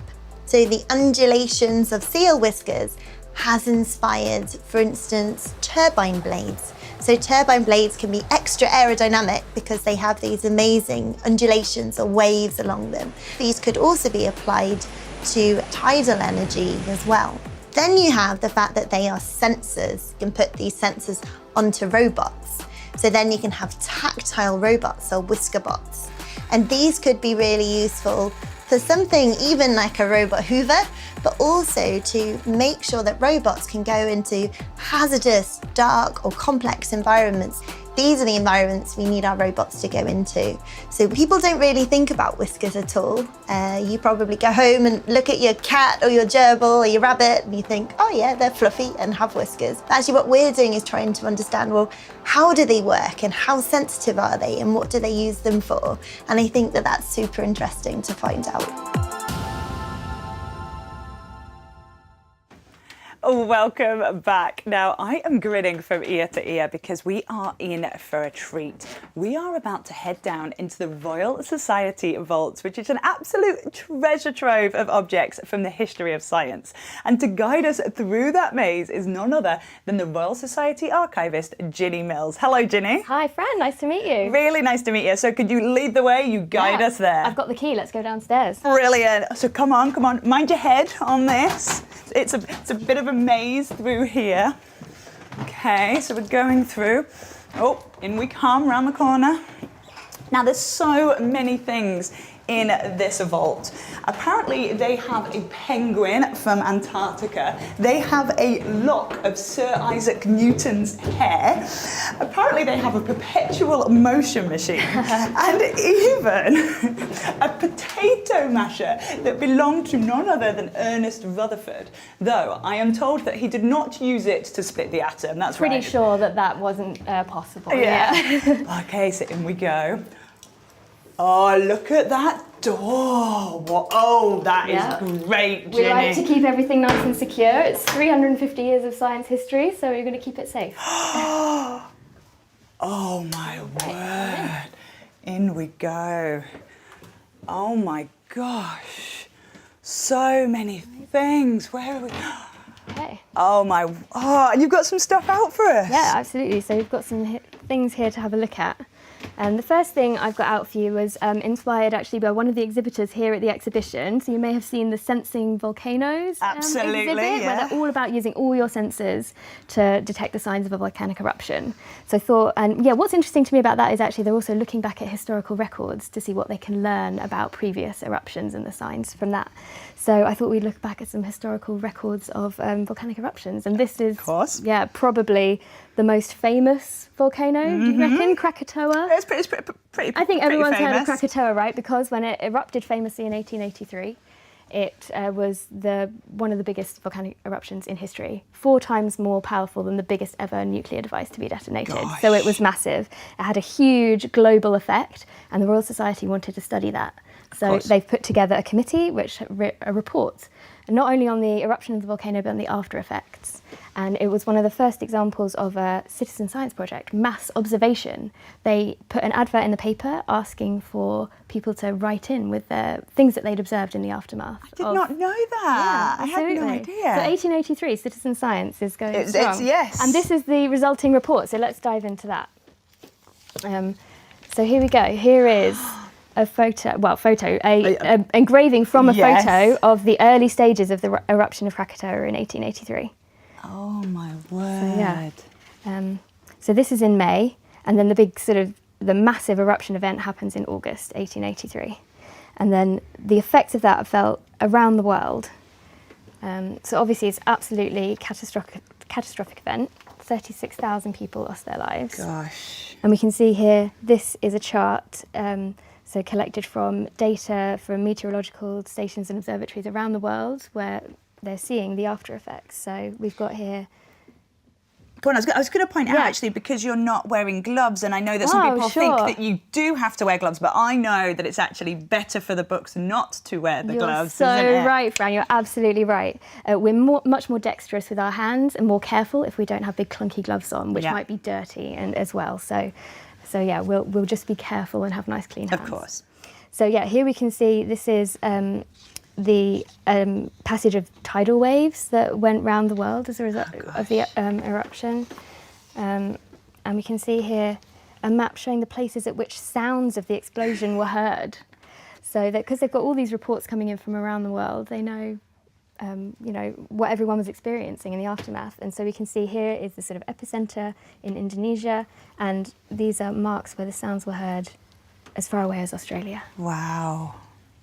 And this is 1883. This is, to even be able to communicate for that distance is a huge feat. Yeah, so they were getting letters in, and it was also early days of telegraph, of course, so mass communication coming in. So much to see. I just want to really quickly show you as well. There's some beautiful illustrations in here. So it was obviously a really disastrous event, but way around the world in London, the after effects were actually quite beautiful. So we've got here some of the sunsets that was seen as a result of the particles from the volcano travelling around the world. And they actually, this is one of the first observations of the jet stream, because they realised this is how the particles from the volcano were being carried around the world globally. And then you get this amazing kind of diffraction of the light because of the particles in the atmosphere. Of course you do. So really disastrous events, some interesting science, and also some beautiful artwork. Yeah, and you've got some other objects as well? We have, yeah. So I thought we'd go even further back Right. into history and have a look here at one of the oldest items actually in the Royal Society's No collections. way. You spoil us, Ginny. Yeah, very little package here. Good thing, small packages. But here we go. So this is older than the Royal Society itself. So the Royal Society's been around since 1660. This little manuscript is a medieval almanac. What? You can see that. So the Royal Society got this in 1668, but by that time it was already like 250, 300 years old. And we can see, so an almanac is basically like a calendar. And if we see, as we fold it out, it's got a lot of information packed in it. They were busy people. Yeah. So, and then if I flip it over, you can see all kinds of information on the other side as well. So this is a sort of agricultural almanac. It tells you what different activities you should be doing in the different months of the year. So we've got sort of ploughing and planting seeds, and we've also got the signs of the zodiac on here. Oh my word. And you've got so many objects to show us. And I know you've got one more, but that is way upstairs. So Roma, back to you, because Ginny and we have to go back up all those stairs. So Roma, I don't know, maybe tell them where they can look at more objects about this. But Ginny, guide the way. Let's see if we can make it back upstairs. While Fran pops upstairs, if you want to have a look at some of the amazing things in the Royal Society's archives, head over to the YouTube channel Objectivity. There are loads of really fascinating objects and other things that you can check out there. Fran, are you back yet? Oh, we have just made it back up to so even more objects here. Oh gosh, Ginny, what are we looking at here? So we've got here some original apparatus from the 1930s. And this was apparatus used by a fellow of the Royal Society called Elsie Widdowson. A great woman. Absolutely, yeah. She was a pioneering nutritionist. What she's best known for is her work on making sure people still had a healthy diet during rationing in the Second World War. Absolutely. So she knew that people would be having to survive on less food because supplies had been disrupted. So she set about working out what food, the sort of the minimum amount you could survive on while still getting the nutrition that you needed. Brilliant work and so important. Absolutely, yeah. And she was willing to do some self-experimentation for that work as well. Of course she was. Yeah, so we can see a picture of her here from a newspaper, actually her obituary, where she's got these needles in her arm, so 3 or 4 different needles injecting different nutrients, calcium, iron, magnesium, and yeah, observing how the body takes them up. And regulates the amounts of those nutrients in the body. And are these those needles? These are the original needles, yeah, that she was using. Amazing. Yeah. So we can see here it's on a plaster cast of an arm as well, and this is a plaster cast taken from Elsie Widdowson's own arm. Yeah. You don't do things by halves, do you? Like absolutely plaster not, cast yeah. of her arm and the actual needles. Oh Yeah. my gosh, the stuff that you have here is absolutely incredible. Now, I am going to head back down to the archives because I haven't had enough of them. And so we're going to head back down there. I just hope that I can find my way back out. But for now, it's back to you, Roma. Fran, well, I hope you can find your way out of there again. Yeah, and she's disappeared. Well, my next guest is very much here with us, and she is the absolutely incredible Gilly Forrester. She's an expert in animal behaviour, especially language, and she runs a project called the Great Ape Challenge. Hi, Gilly, welcome. Hi, Roma. Thank you so much for having me. I think we are going to start with this amazing contraption. I'm obsessed with gears and cogs, but I even have tattoos of gears on my arm. So what is this? So this is a puzzle that is actually part of a research project that looks at how we solve problems with our hands, not just us, but how we gained this capability over evolutionary time. So these puzzles have actually been used by gorillas, chimpanzees, and orangutans, and also us humans, also, you know, another great ape.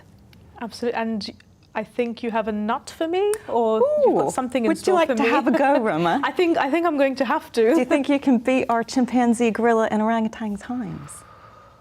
But have they had a lot of practice? No, Okay. they're All quite right, let's have a go. intuitive. Let's have a go. Okay, so I'm going to tell you the objective. This is one of our puzzles here. I'm going to put this false nut, just in case you have an allergy. We don't want to have any issues here. In the top cog right there. Can you see that? Yeah. All you have to do is find a way to get this nut all the way through the box, out the bottom of the box, in your hand, as quickly as you can. Okay. Yeah? Okay. Does that sound good? Yeah. Do you think we should put a timer on? Yeah, let's do it. You ready? Yeah. You steady? Yeah, 3, 2, 1, and go. All right. Quick off the mark there. Ooh, straight through the double cogs, down to the flat maze. She's moving pretty quickly here. This commentary. I don't know. I think she's on par with some of our faster apes. She's right at the side. Oh my gosh, this is a sterling that was 17 effort. seconds. I think that was at least, yeah. It was under 20. It was under 20 seconds for sure. That is amazing. That is, that's actually quite a lot faster than many of our great ape cousins. But I think you maybe had a little bit of a coincidental positive moment at the bottom there. Did I? I'm not sure if you saw that if you'd gone the other way with the cogs here, you actually would have lost it in a trap and not been able to extract the nut, which happens to many, many people often. And then you need to tilt the whole game sideways? Well, they lose it, and you know, if you game over. game over. And the reason why we do this and have these different ways of solving the problem is that this puzzle actually is supposed to represent one of the components of our own human language. Okay, interesting. Right, so let us, should put that back on the table then, and I've got lots and lots of questions for you. So you mentioned language, but this seems to be more of a kind of dexterity, spatial awareness type thing. So how do the two things relate? So it's a really good question. We don't think that we were always vocal language users. So if we look back in our kind of prehistory, pre-linguistic time, there must have been behaviors that helped us gain our vocal capabilities. And one of the things that we think was like a really good catalyst was solving problems with our hands. So using tools, making tools, preparing food, anything that requires you to put actions in the right order to get the right result out requires you to have effectively what we call syntax in language. So in syntax for words, if you put the words in the right order, you get the correct meaning out. And if you don't, you get a bunch of gibberish. So there's a bit of logic involved in this. You're kind of saying that the logic that we use to solve problems with our hands is similar logic that we're now applying to words. No, absolutely. And in fact, if you're signing your language or speaking your language, it's the same bit of brain that's working. And we know from neuroscience studies that the bit of the brain that oversees our manual motor action behavior and our vocal behavior is actually highly overlapping. That's so fascinating. And this is also true in our ape cousins. Well, this is why it's so interesting to look at them, because we're trying to look for answers about how we became upright, walking, talking, tool-using great apes. And because none of our ancient ancestors are alive today for us to ask, and we can't dig up cognition because it doesn't fossilize, one of the opportunities to investigate who we were and how we came to be who we are today is to compare our behaviors to other apes. So if this does represent a syntax where you have to learn about how things work together, and the point of the box is that if you look at the different sections, there's the bit of the flat maze that you worked through. So that's kind of like a concrete noun. You always know where you are. You've got your finger on the nut. And then you had cogs, which are kind of like verbs. You can not touch the nut, but you can move it through action. And then you had double cogs, where you couldn't touch the nut. You couldn't touch the cog that the nut was in, but you could touch the cog that moved the cog that the nut was in. So there's an indirect link in some way. Right, so there's like this layer of abstraction where you have to understand how one thing modifies another, like an adjective modifies a noun. So if you don't understand those relationships, you can't solve the problem. And the goal was, if we can create a physical syntax, which is actually how we think language might have started, as gestures and motions that had these structures. If our great ape cousins can also solve those, then that might give us a clue as to how it originated for us. That's so fascinating. And then I understand that people have been trying to teach our cousins to speak or to communicate since the 1980s. So what does that look like, and how is that going? They weren't hugely successful, and I think a lot of the reason is that physiologically we're quite different. We stand on 2 feet. It changed the way our spines are orientated and the way our necks sit on our spines, and that changed the whole kind of morphology of the mouth and the throat, and they can't really make the same sounds that we can. But likewise, I think it always made me think, why are we teaching them our language instead of learning how they're communicating? Because that would be more interesting for us to understand who we are as humans today. And what's the ultimate goal of your research? So there are several. One is that we are also looking at children using these sorts of tools, these sorts of games and puzzles, because we know that the kinds of behaviors like those manual dexterity, is exactly as you were saying, they come first in development and language follows after. I was thinking about my toddler, like she very much like explored things with her hands, and mouth, way before she ever started using language. Exactly. And so in that way, we think that, we know that if kids have good dexterity and they're solving problems well with their hands, they tend to go on to have typical language development.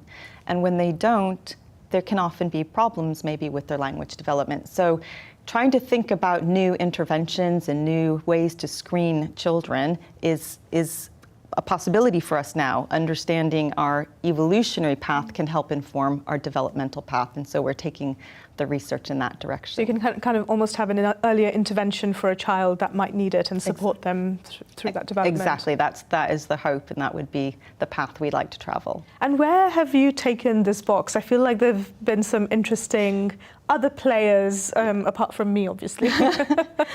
Yeah, the boxes have been a massive hit. They were funded by the Leverhulme Trust a few years ago.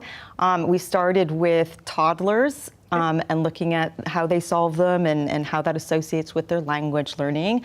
And alongside them, they were being solved by gorillas, orangutans, and chimpanzees in wild animal parks and zoos here. But they've also now traveled to Liberia, Cameroon, and Gabon, being used across sanctuaries and release programs. Thank you so much, Julie. It's been absolutely brilliant having a chat to you. Well, I'm certainly never going to think of apes in the same way again. Fran, are you still down in the labyrinth, or have you escaped? I did, Roma, but it's a little bit of sort of out of the frying pan and into the fire for me, because I am here with a robotic arm behind me, which apparently is used for eye surgery, which Carlo, who is from King's College London, you're not going to do the surgery on me, are you? I don't know, we'll see. No, we won't. So what is it that we've got here? We have a nice setup with a 7 degree of freedom robotic arm, which holds the surgical robot, which helps surgeons to deliver a better and faster surgery for the patients, more precise and at a microscopic scale. Amazing. Can we take a closer look? Yeah, absolutely. Follow me. In we go. So here we have Shamsa, who will also help us running the robot, running the automatic functions and keeping us safe. Brilliant. And this is our fake eye. Yeah, so we'll do the surgery here. And and this is our robot. Brilliant. Okay, so that's got the 7 degrees of freedom, which means it's sort of, I suppose, is that 7 joints? It can move in 7 different ways. Exactly. Yeah, that's perfect. And in a second, we are going to manipulate it. And if you like, you can help me to do that. I would love to do that, Carlo. Yeah. What do we do? So let's go. You can press play. Thank you very much. So now we gently, you can hold this handle. Okay. And we gently drive the robot towards the eye. You've said gently twice. I will be gentle. Yeah. Okay. We don't want to risk to damage the patient. Yes. So. Especially on the eyeball. Yeah. Because it's not heavy, it's sort of holding its own, unless you're having the weight, it's holding its own weight. That's exactly the idea of co-manipulation. Shamsa, could you please stop it, please? Thank you. So this is a cobot, so it's designed to work with humans. Exactly. Brilliant. Thanks to the programming we do, we basically measure how much torque and forces are applied to the robot, so that the robot knows how we are interacting with them. Brilliant. And the robot knows where we want to go, and it sort of helps us in going there by compensating its own weight. Great, and it's here right at the eye at the moment. Yeah, exactly. So now in the real surgery, we would be inserting a surgical tool. So I thought you were going to give that to me. I mean, yeah, you can do it. You can help me. So you can pull this trigger towards the patient. This way? Yeah. Okay, yeah, and it slots in. Tiny. Yeah, and this one will slot in. Right. So now essentially the surgeon would be sitting at the console and looking through the microscope image, like an inside man inside the eye, and basically driving the surgical tool to perform the injections around the macula rather than other therapies that are required. Brilliant. And so by using this robot and by using the microscope, you can just make tiny, tiny incisions and I suppose tiny surgery onto, and which is so important, onto the eyeball, right? Yeah, that's right. We can reach the retina. We could potentially even reach behind the eye. We can do basically so many more things that the human hands, because of tremors, because of a lot of other inconsistencies that humans have. Absolutely, we're imperfect, right? We're humans. And also, like the classic tool is for a manual eye surgery is straight. Yeah. While we have the possibility to actually make them curve. I've been touching your computer. Sorry, I hope I'm not. Oh no, that's fine. Don't worry. So I remove the tool. I can show you the tool, but the tools are curved. And according to how we control them, we can achieve different positions, which allows us the flexibility that the human with the manual tools don't have. That is incredible. Oh, Colin, we are going to have a lot of fun here. Roma, I have definitely got my hands full. I'm going to get to work, but for the meantime, it's back to you. Okay, so let's have a go. Yeah. Thank you, Fran. Now here to tell us more about this continuum micro-robot, we have Ross Henry. Hi, Ross. Hey, how are you doing? I am good. I hear you've been busy with lots of students downstairs. Yeah, they've been great, so they have. Very interested in this thing. That's brilliant. Tell me a little bit about your research and the work you're doing. So what we're doing is it's a collaboration between King's, Moorfields Eye Hospital and UCL, and we're trying to treat a number of different diseases causing blindness. So one of them's macular degeneration. Basically what this would do, if I'm looking at you, I'd be able to see the periphery around me, but I wouldn't be able to see you. It's like the second largest cause of blindness in the world, maybe coming up on first soon. But so there's this innovative treatment. It's a wee small patch that we can just put behind the retina, so the back of your eye. However, the issue is we're looking to go somewhere that's about half the size of human hair. So that's really hard for surgeons to work on. This is inside the eyeball, isn't it? The retina is the kind of the back surface of the eyeball, isn't it? So it'll be the very back side. Right. And it's like, so it's super safe. Like we end up, surgeons do, it's called vitreoretinal surgery. It's done, there's probably like 40 cases a day of different types of it that's happening, of this group of surgery that's happening at Moorfields every single day, probably a lot more. But we're trying to innovate and make it better.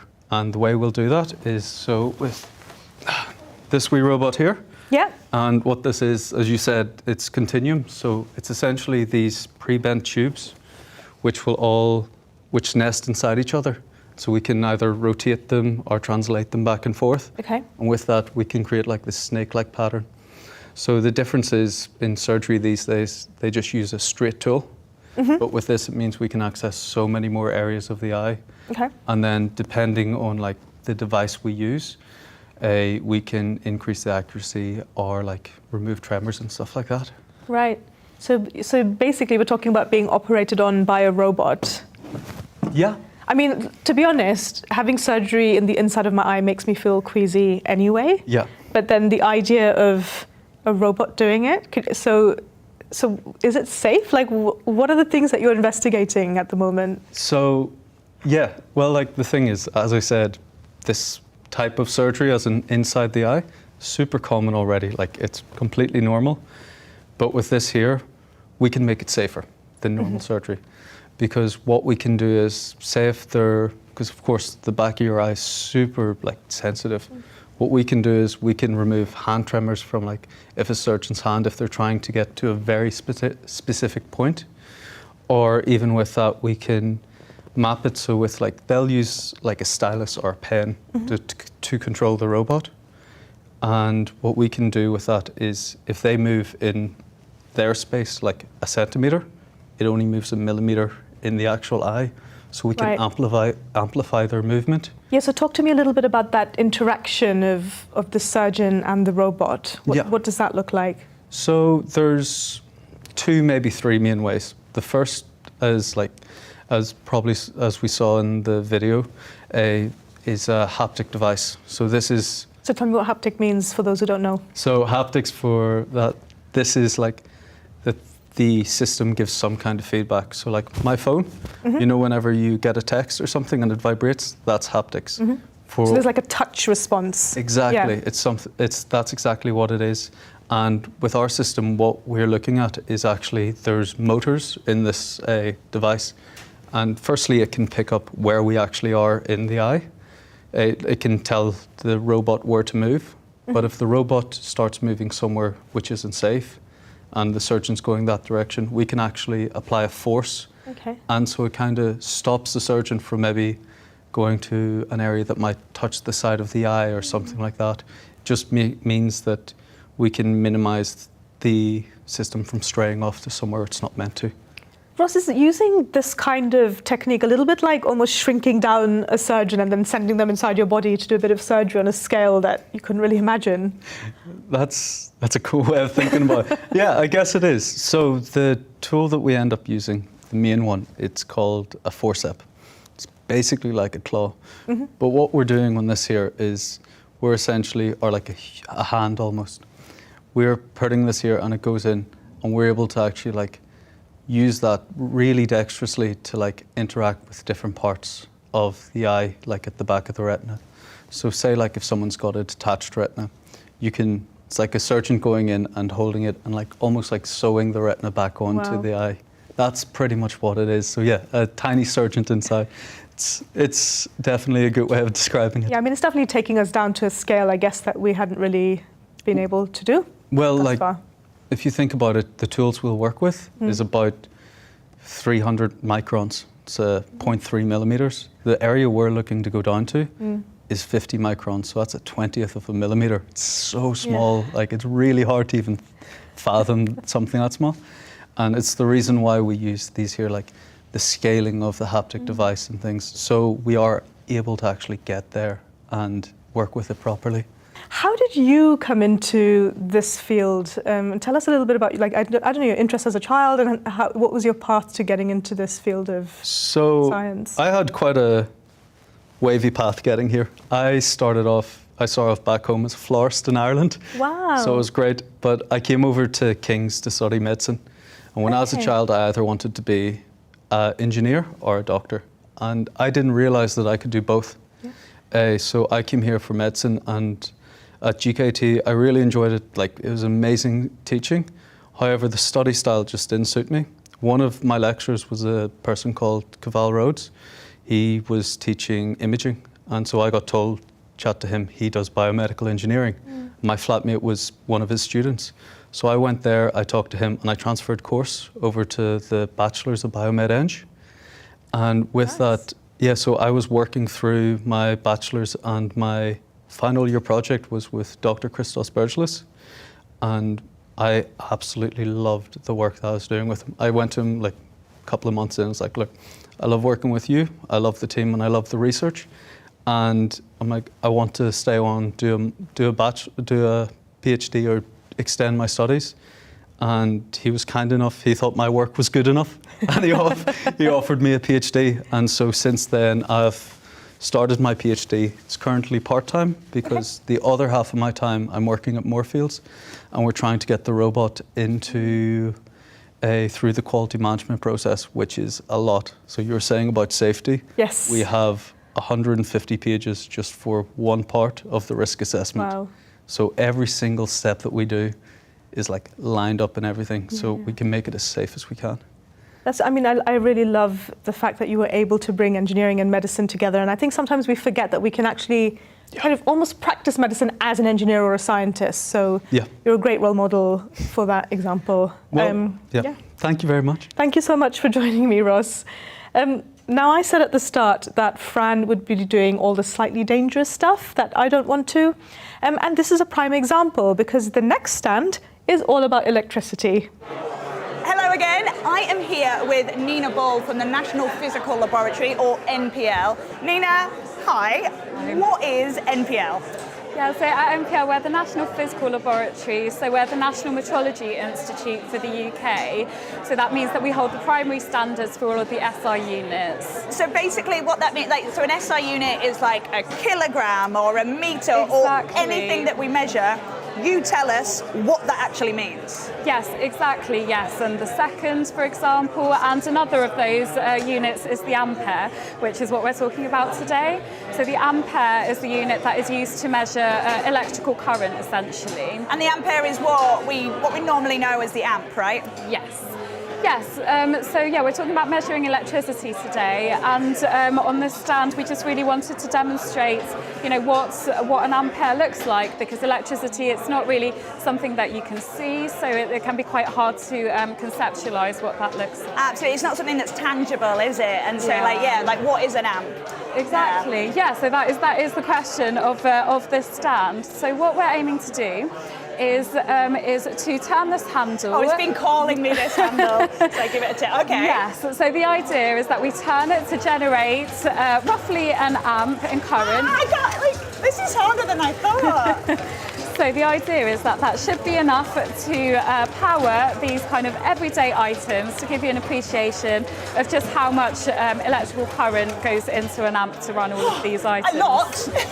Exactly. And this is what an ampere is, isn't it? Yes, so that means that we're running just over 6 million billion electrons per second through that current, through that circuit. Oh God, just a few then? Just a few, exactly. And this is the type of stuff that you do. You look at actually what an amp means, what a meter means, what a kilogram means, what anything that we measure actually means in practice, and you make sure that people stick to it so a meter doesn't end up becoming like 30 centimeters. Exactly. It's all about accuracy and precision in those measurements and enabling confidence in those measurements. And why is that important? So particularly the amperes is really important because most of our household items kind of operate in this amp region. And you see that on the back of plugs, don't you? Yeah, exactly. So going up the scale, it will take thousands of amps to operate buildings and cars and things.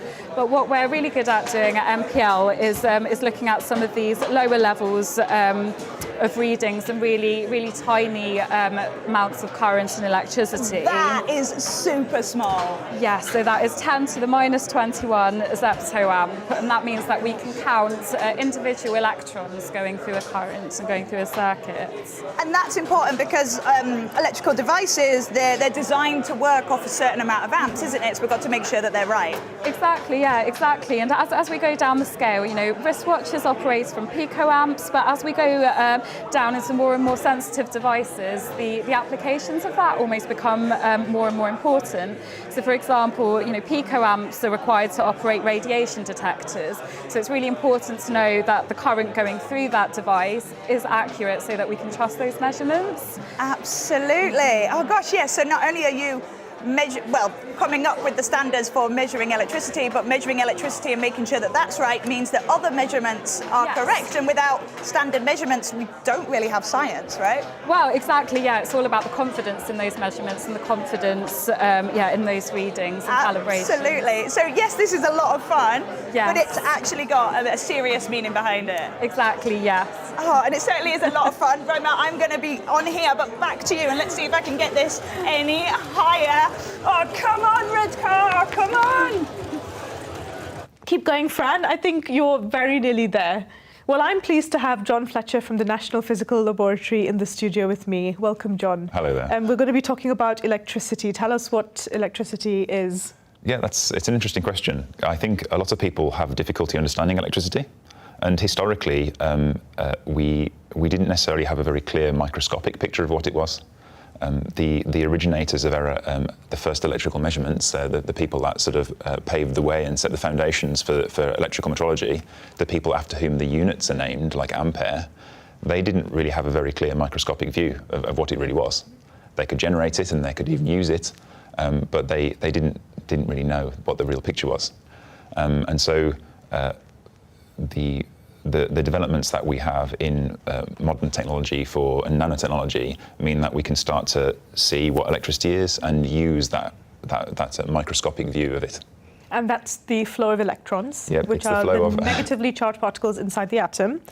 And Nina has just told Fran on the exhibition floor that you can now measure electricity by the electron. Yeah, we have devices in our lab that can dispense electricity in its sort of most granular form. I can inject an electron into circuit one at a time, and wow. this is a kind of it's a sort of miraculous capability, really. It's a bit like dispensing water one molecule at a time. Maybe if you turn the tap on and turn it off really quickly, then that's how astounding it is to be able to control particles at this scale. And it means that if you're an electrical metrologist, it naturally appeals as the kind of thing that you would like to support your measurement system, because electrons are this universal, identical, reproducible particle. Like a unit, yeah. Yeah, exactly. Yeah. It's like it's a bit like if somebody pays you, then they pay you in pounds, and you know what a pound is, and everybody agrees on what a pound is, and then you know that you've been paid the correct amount of money. If I give you a precise number of electrons, then you know how much charge I've given you, and it's the same kind of precision accounting, but in the electrical domain. Yeah. So this is a very tiny scale of electricity, and I want to talk more about that in a minute. But what about the very large scale of electricity? Like, what's the biggest quantity of electricity that? Yeah. So that's a really interesting question. Yeah. So when we were designing the stand, we tried to work out how to orient people with respect to the size of the ampere, because people have a lot of day-to-day experience of what a kilogram is, or what a yes, that's true. And what a meter is, and so on. But giving people an idea of what an amp represents is more difficult. And so a lot of what we've been doing is just sort of filling in the basics. I guess one way of quantifying a large amount of electricity would be to add together the power consumption of all of the electricity generators in the world. But even 1 amp itself is a huge number of electrons. It's 6 billion electrons flowing per second. So even before you start to get to a big scale of electricity, you already have a lot of electrons on your hands. Which is why Fran is struggling downstairs, I think. With these tiny bits of electricity, are they useful? Yeah, so I think the small current metrology, the sort of picoamperes and nanoamperes and femtoamperes, even really tiny currents. So these are fractions of tiny, exactly. It's astonishing. So people, a lot of people at work, even people that work in electrical measurement, they don't realise that currents get this small and still have some meaning. So if you're an electrician, you spend your life dealing with amps, and maybe you know about milliamps. Maybe you're interested in the limit of sensitivity, like how much electricity can go through somebody's body before they realise this. But all of those amounts of current are huge compared to the amount that a radiation detector or a particle detector or a light sensor might receive. And so the requirement to calibrate things at these low current levels is a real need. But from my own personal perspective, one of the things that's interesting about electron pumps is that controlling electrons is a quantum mechanical thing. You're not dealing with like ping pong balls. Yeah. You're dealing with this quantum particle. So some of the interesting avenues are to try and harness the quantumness of electrons and use those for sensing or computing applications that use quantum mechanics. And this is why NPL's quantum technology program is supporting this kind of development, because you want to explore quantum mechanics and the way that it can be exploited. And if we just come back to the measurements of electricity, why is it important to have a kind of a base uniform unit there? That's a really good question, because it's something that I think a lot of people take for granted. They assume that everybody can always agree on things. And the metrology community is actually a really great community, because we all work together, and because we all know how important it is for measurements to cross borders and cross boundaries. By having things that are based on fundamental physics, like the charge on the electron, it means that we can always agree on quantifying electricity. And it's a universal property of that. So my electrons are the same as your electrons, and somebody in another country, they also have the same kind of electrons. And if you want to do exactly the same experiment on the moon or somewhere else, then you will always get the same answer. And that's guaranteed if you do it this way, but it isn't guaranteed if you do it by making special batteries or any other kind of artifact-based system. Thank you so much, John. Now, you wouldn't think that humans had much in common with zebrafish, but we share more than you might guess. In fact, zebrafish could hold a key to understanding our mental health. Fran is going fishing to find out more.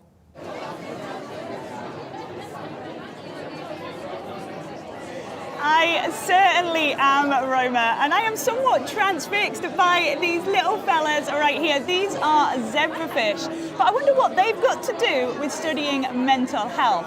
Well, someone here to help me is Jen Wong.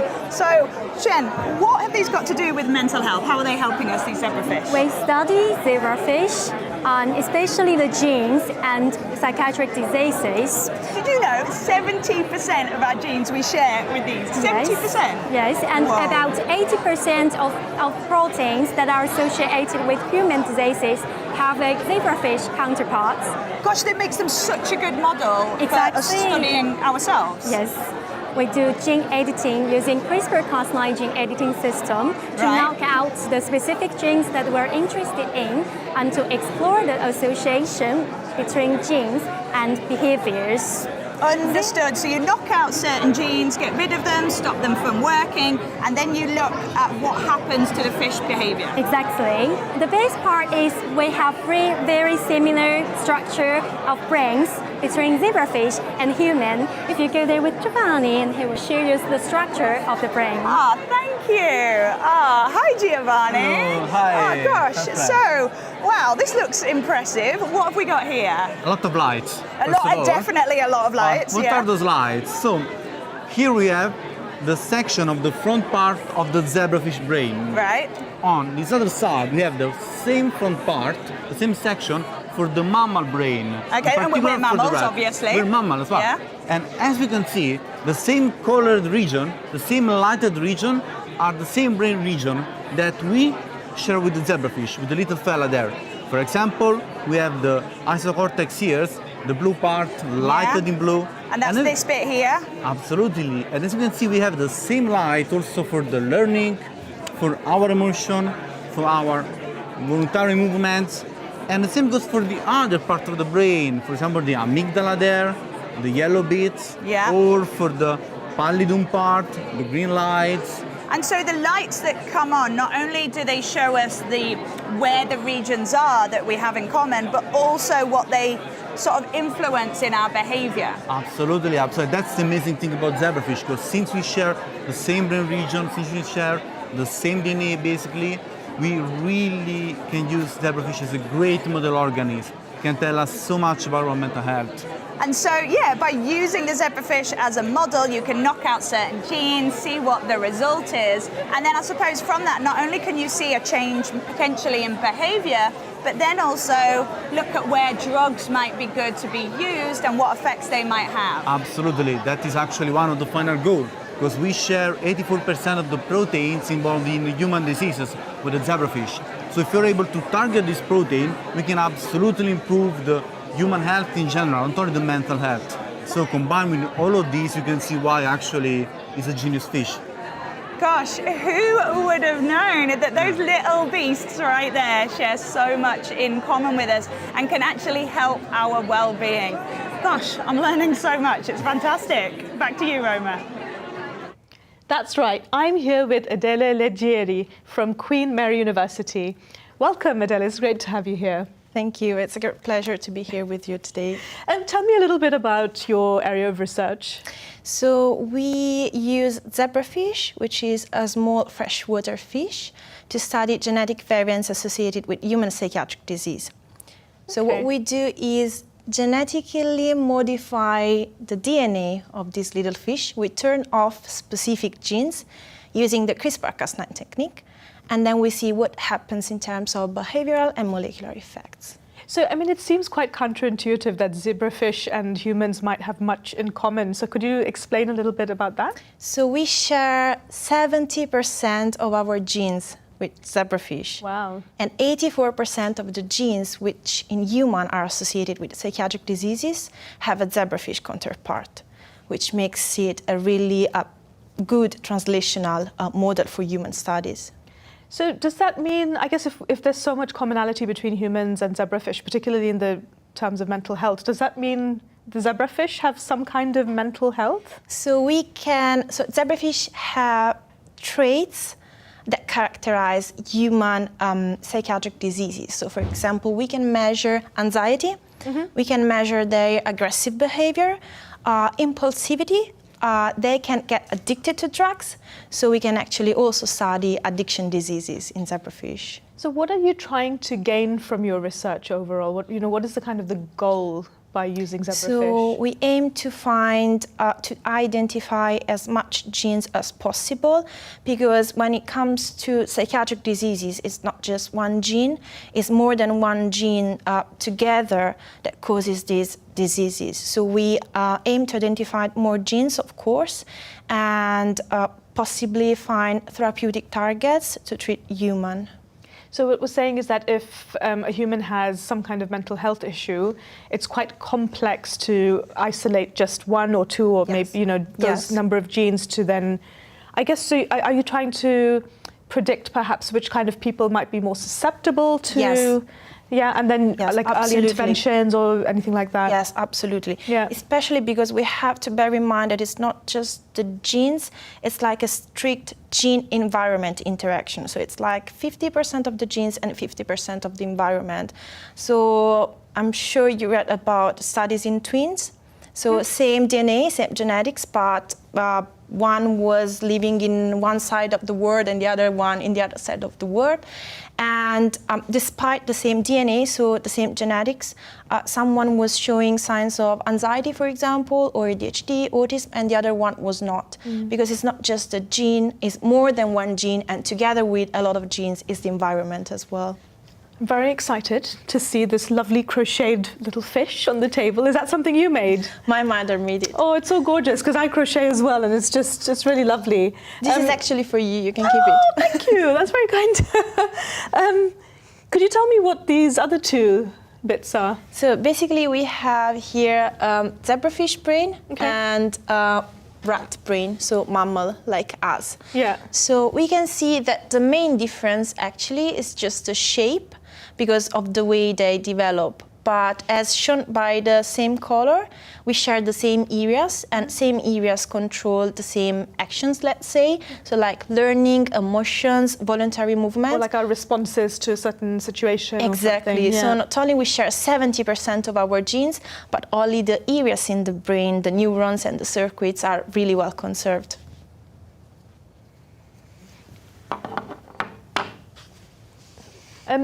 I mean, it sounds so fascinating, and honestly, I don't think I would have ever made a link between zebrafish and the human mental health. So it's been really interesting to hear about your research. Thank you so much for joining me. Thank you for having me here today. Now, from tiny fish to the vastness of the universe, my next guest will be taking us into outer space, but not quite in the way that you might expect. For the majority of us who are unlikely to visit space, Marina has invented a surprising way for us to experience it. And that is Arum Atom. Marina, welcome to Summer Science Live, and thanks for joining me. Now tell me about what this surprising way is. How can I experience space in the Royal Society today? Okay, so my special way to help you experience space is through your nose. Okay. So I'm very keen on making sure that people use all their senses when it comes to learning. And when it comes to something like space, it's so far away, so distant. And as you said, most of us are never going to go there. So the only way we can experience it is through our senses here on Earth.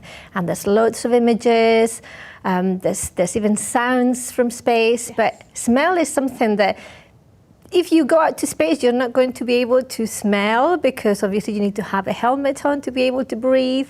But the chemistry of space is out there. So what I have done is try to bring the chemistry of space to Earth so that we can smell it here and experience that dimension of space that it's almost beyond anybody's ability, really. That sounds so fascinating. So what have we got here in front of us now? Okay, so what we've got here are 3 smells that I've chosen for you. So let me just get them here. I think that is Mars. We're going to go to the first one, which is the closest one to us. So this is something that mimics what we think the my Spanish is coming through, what the moon might smell like. Now, we have accounts from the Apollo astronauts telling us the smells that they experienced after they went out on their moonwalks, came back into the spacecraft. And okay, don't tell me what they said. I'm going to have a go, and you can tell me after I have a sniff. I won't tell you, but so they've said things, and that's what I have tried to create in here. So before I tell you any more, I'm just going to let you smell it and see what you think.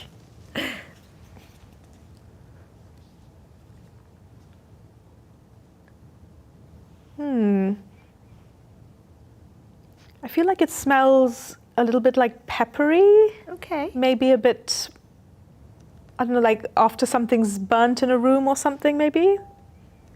What was the astronaut's take on? Okay, so what you're smelling is something that sort of tickles your nose, and there's a smokiness to it as well. And there's a reason for that. So the first one is the accounts of astronauts tell us that the majority of them agree that it smells something like spent gunpowder. So I've never smelled gunpowder, but if you imagine the smell of fireworks after a big firework display, I was trying to capture something like that. However, when you look at the mineralogy of the moon, it wouldn't smell like that. The minerals that we find on the moon would be pretty much odorless. So the most you would get is maybe some form of mineral kind of note, like earthy note. So that's what I've done here. I've mixed the smokiness with the earthiness, which is what tickles your nose, to give you also that sensation of dust getting through your nostrils, like it would have happened to them. So that's what you were thinking, kind of peppery, because it tickles your nose. And that's me trying to create a sensation of dust coming through your nostrils. That's so amazing. That's what you've got here. It's amazing that you can do that with like smell. a few kind of chemicals, and yeah, that's incredible. Yeah. So that's the first one I've got for you. Fantastic. I have got the second one here. It's not that one. It's this one here. So this is the smell of Mars. Now, we obviously haven't sent any humans to Mars yet, but we do know a lot about Mars because we've been studying it for decades. So I'm going to let you smell this, see what you think. This is very different. There's a kind of, I don't know, acidic sweetness type of thing. Yeah, it's almost like, it's almost pleasant, but then a little bit unpleasant as well. It's like, I'm not quite sure if I like the smell or not. Okay. Probably I don't like it, and you are right. What you have here is a mixture of what we call perfume notes that are metallic and kind of like rusty metal, very cool. And there's also the sweetness you're talking about. It's a kind of metallic sweetness. That's what I was trying to create there. It's like blood. That's what it is, isn't it? Yeah, exactly. Yeah. So if you think about Mars being orange, that's because it's covered literally in rust. And so what I was trying to create with this is that smell of rust that we might find on the surface of Mars. But there is something else about Mars. Obviously, the smell of Mars will have changed through its history. And there was a period of time when Mars had a lot of active volcanoes, and the smell would have been very different back then. And that's the kind of smell that you might find in places like Venus as well, or places like Io, which is a volcanic moon that orbits Jupiter. So I do have a surprise smell for you, related to Mars, but also to all these other places that have volcanoes in them. So I'm gonna give you that one now. Okay, I'm not going to tell you anything about it. Are you ready for this? I'm ready. Okay, I've got it here. It's a secret thing that I've got here for you. Oh gosh, okay. Okay. Why is it in a plastic bag? Ah, well.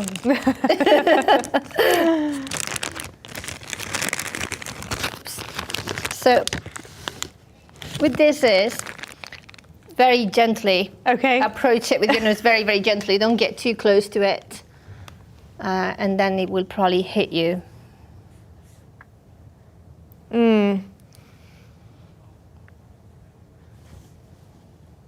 Yeah, that's quite an unpleasant one. Yes. A bit tarry, maybe? It's a bit tarry, but it's also very stinky. Yeah. If you've ever smelled a stink bomb, you have something similar in here.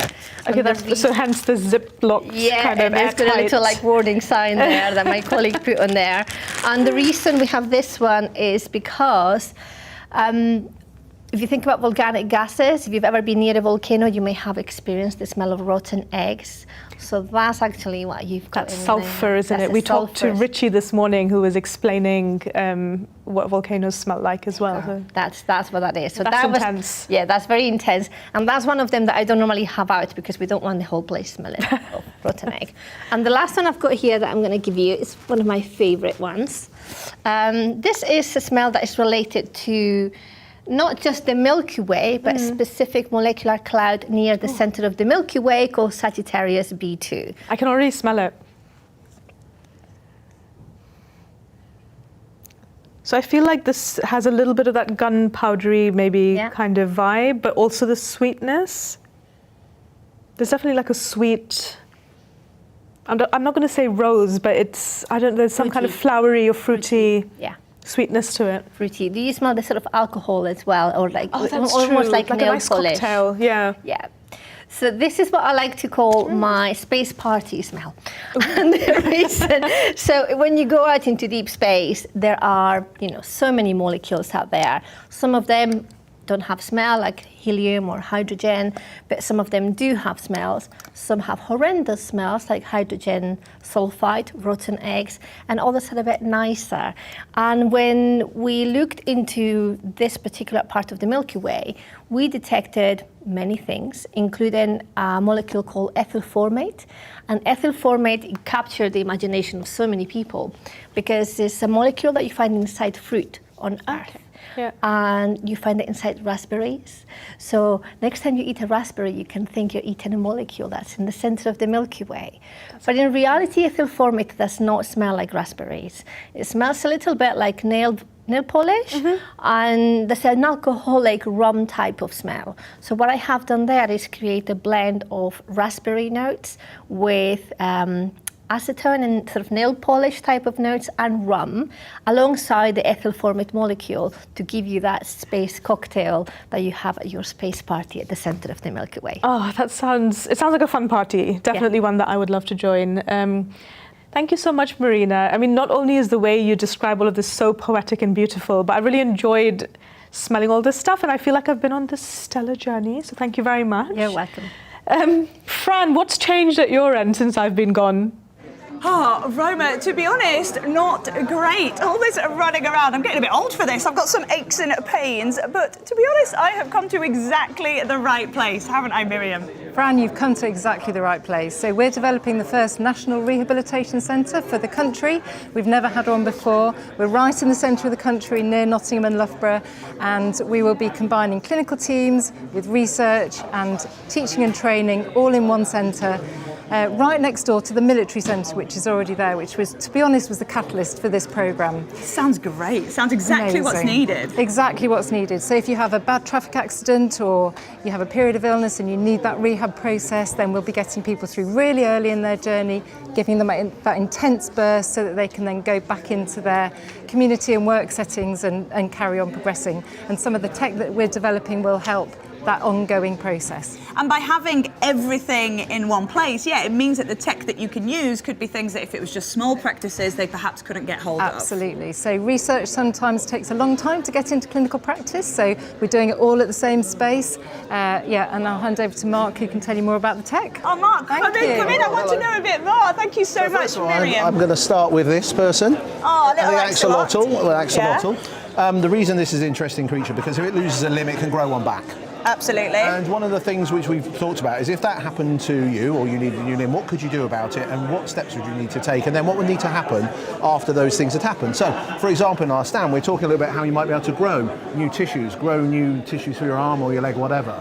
Then when you did that, how would you monitor them? What kind of interventions would you need to make sure that the tissue actually worked properly? And integrate. Integrate it, absolutely. What supports would you need? What devices might you need to be able to monitor what you did and how you did it? And I think the thing to say, which has moved on most, I think, for the last decade for this work, is we have stem cells, we have 3D printed materials, we have smart materials, we have wearable technologies, we have smartphone apps, and all that stuff coming together enables us to do some of the things we want to do. And Pip's going to demonstrate some of it to you now. Thank you so much, Mark. Pip, it's all about making it obtainable, isn't it? And to be used in your home. Yeah, and what we're going to do is get you to sit on this. I was going to say, you're gesturing for me to sit down. Sit down onto this sensor mat. Okay. And this is a game, really, to help you build up your muscles in your bottom. So on the screen, that's my bottom. That's right? your bottom on the screen, and you've got quite a nice symmetrical bottom there. But what we'd like you to do is to try and build up some more muscle. And so you're going to lean forward and back and start moving the little black dot on the screen. That black dot. And what there. you'll be doing when you go around is knocking out those little things. And this helps our patients actually do more exercise and get more rehabilitation.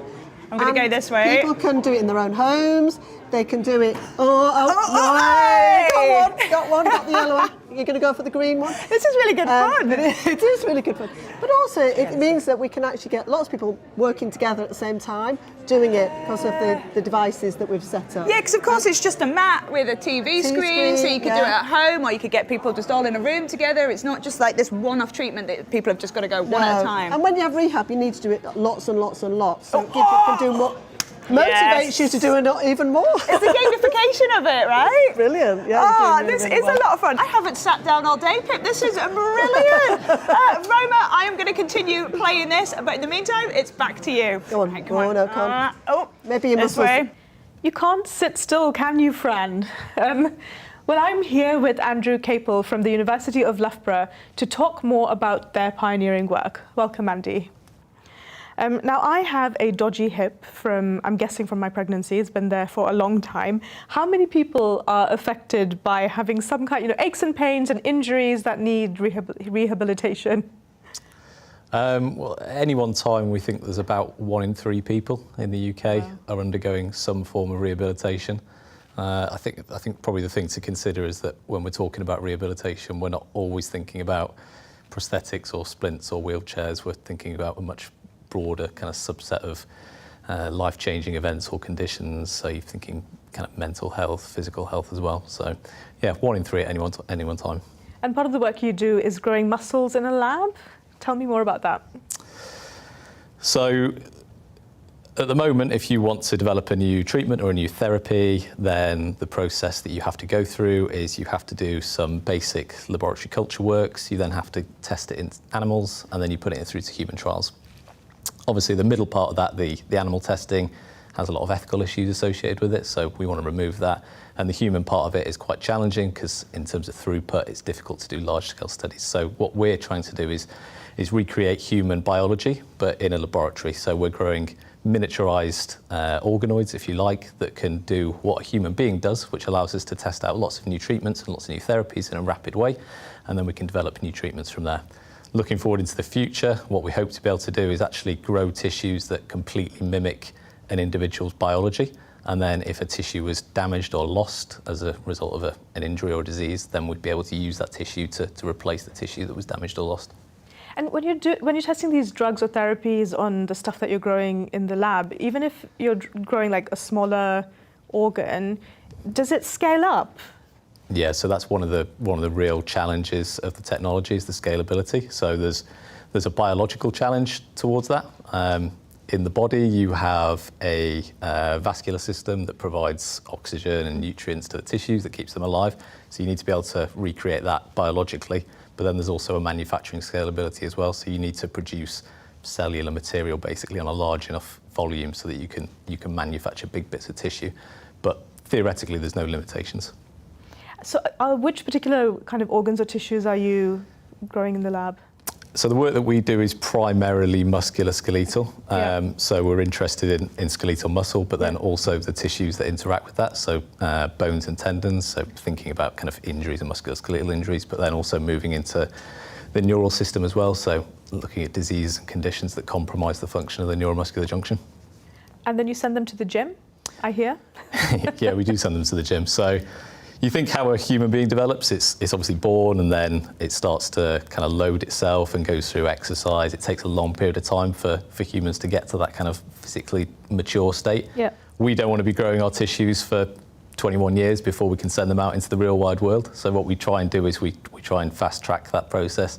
So basically we put them through a gym protocol. So what that means in reality is we provide them with either little electrical impulses that recreate the electrical impulses that come from your brain. Just like you're doing like 50 crunches in half a second or something. Or we physically stretch them, which again recreates the kind of the biological movement that you might do in a gym regime. And we can effectively change that to different exercise regimes that mimic maybe a kind of resistance training or an endurance training session or something like that. So we can tailor the tissues whichever way we want them to go.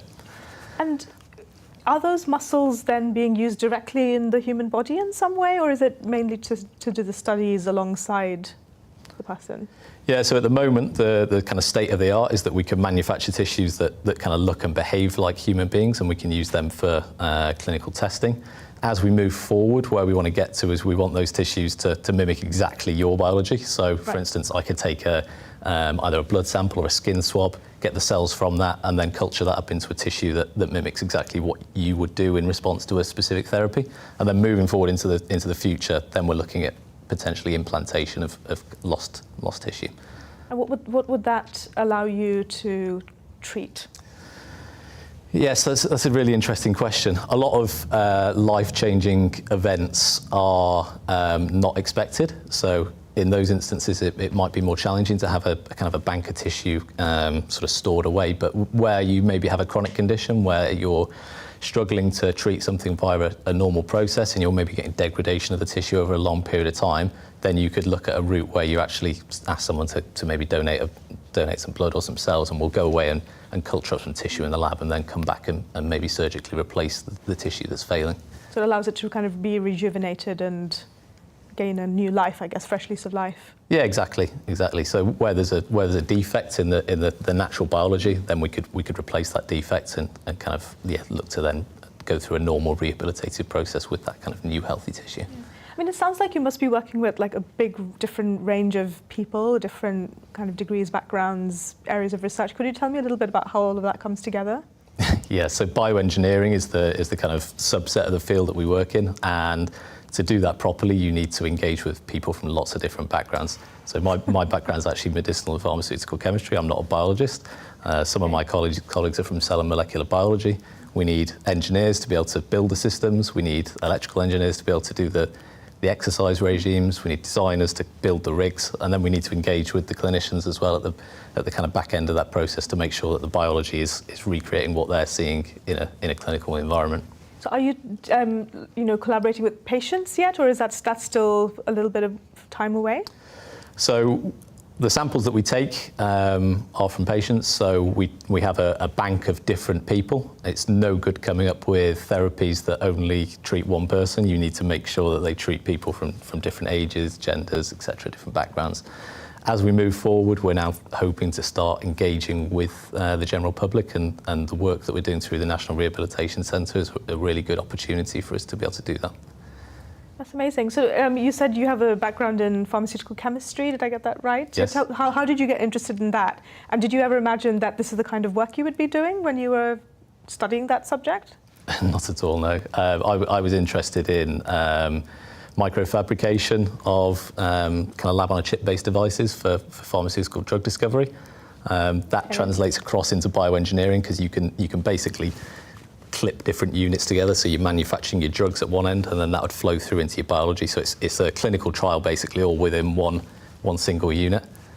Okay, so I guess your careers come out kind of differently, and I think that's one of the really interesting things about STEM careers, isn't it, that all new different types of worlds open up for you that you may not have expected. I think effective research needs teams of people who come from different backgrounds as well. I don't think it's a great team if everyone has the same skill set. So the team that we have at Loughborough is really diverse. We recruit people from all different facets of life. So it's a really nice balance of people to work with.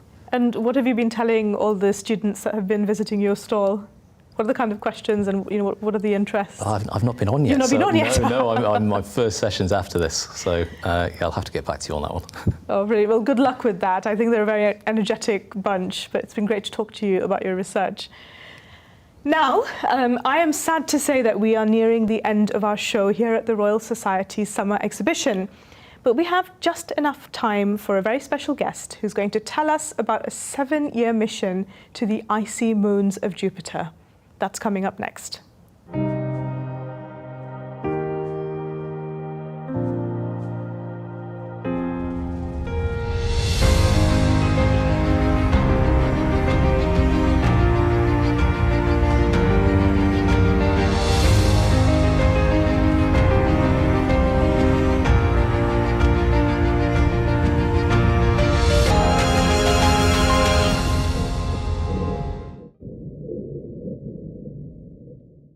Michelle Doherty is a space physicist who specialises in the giant planets Saturn and Jupiter and their moons. She's currently leading on the JUICE mission, which hopes to confirm if there are liquid oceans under the frozen surfaces of Europa, Ganymede and Callisto. And if so, could they support life? Michelle, thank you so much for joining us today. Thank you for inviting me. Tell me a little bit about how long your search for alien life has been going on. Probably my own involvement the last 15 or 20 years. Okay. Because I was involved in the Cassini spacecraft mission that went to Saturn, and my team made a discovery of outgassing of water vapor from one of the small moons called Enceladus. And we realized that there was a liquid water ocean underneath the surface of Enceladus.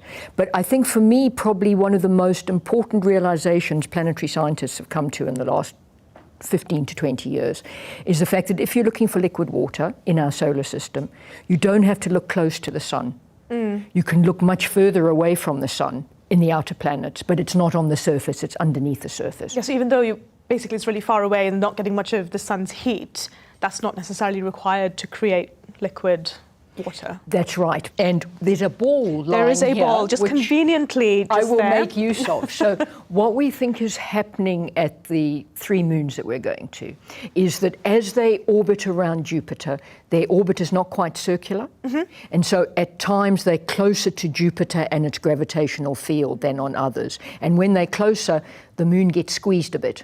Right. And so as it's orbiting around, it gets squeezed at different rates as it's going around. And that's helping keep the interior molten. Because of this movement, because of the movement of the moon under the effect of the gravitational field of Jupiter. So it's called tidal forcing, or tidal heating is a better way to describe it. So as it's orbiting around Jupiter, the interior changes shape as it's going around Jupiter. That's really interesting. Now, tell me a little bit, let's rewind back. What was your story about coming into the career and science in the first place? It was quite weird. You know, I said yes to some things I wasn't sure if I could do. But if we go back to when I was a child in South Africa, my dad built his own telescope. I remember he ground the sort of mirror of the telescope. And my sister and I did what we thought was the most important thing, and that was mix the concrete for the actual base of the telescope. I mean, concrete is the most important thing. As a structural engineer, I completely There you go. agree. There you go. And you know, if we hadn't been able to do that, then the telescope wouldn't have been able to stand up by itself. and we wouldn't Foundations have- are the most important thing. Absolutely. So in fact, my first view of Jupiter and its moons was through the telescope in our front garden. Wow. And I also saw Saturn and its rings as How well. old were you at this point? I was about 12 or 13. Okay, so quite a formative sort of experience, I guess. Yes, but I was at an all-girls school in South Africa, and they didn't teach science. Not at all. And so in fact, I did maths and biology and accountancy, I think. Those were my main 3 subjects. So no physics? No physics. Right. But I was good at maths, and I didn't know what I wanted to do. And I was fortunate my dad worked at the local university, and so I could get in for free. That's good. And they took a chance on me. The physics department took a chance on me, and they said, okay, why don't you do a BSc? I didn't know if I could do it, but it turns out I really enjoyed physics. But I got a PhD in applied maths. I then went to Germany on a 2-year fellowship, and then I was offered a job at Imperial College. And after about 6 months at Imperial College, I was asked if I wanted to put a magnetic field model together for a spacecraft mission that was going to Jupiter. I didn't know anything about it, but it sounded quite cool, so I said yes. So it sounds like this is a good philosophy in life, to do things that we're not really sure we can do. I think so. There are times you need to be brave, and you sort of learn on the job. Yeah. I now think I vaguely know what I'm doing, but I said yes to something I wasn't sure of, but it was really exciting. And so that's how I got into planetary science. It's absolutely incredible. Now, tell me about this very exciting sounding project, JUICE. What does it stand for? What is it doing? Okay, so it's a rather long-winded acronym, but it stands for Jupiter Icy Moon Explorer. I like it. But what was really interesting is when we came up with the name, the European Space Agency said to us, really, JUICE? Is that the best you can do? We're going to change the name after launch. Right. And then we were launched a couple of months ago, and I said to them, are you going to change the name? Oh, no, we quite like it now. So JUICE is what it's going to It's memorable. And it is memorable. Yeah. Yes. So the mission's going to take about 7.5 years, you mentioned. What is the objective of the mission? Okay, so there are 2 different objectives. One is to try and understand the Jupiter system, but the one that I think is the real driver is to get an understanding about whether there's the potential for life to form. And that's in these kind of subterranean liquid water environments. That's right. So there are 3 moons, 3 of the large Galilean moons, which we're almost certain have got liquid water oceans underneath the surface. And can you give us an idea of the scale of these compared to planet Earth, of the moons? Okay, so the biggest moon is Ganymede. Yeah. And it is about the same size as Mercury.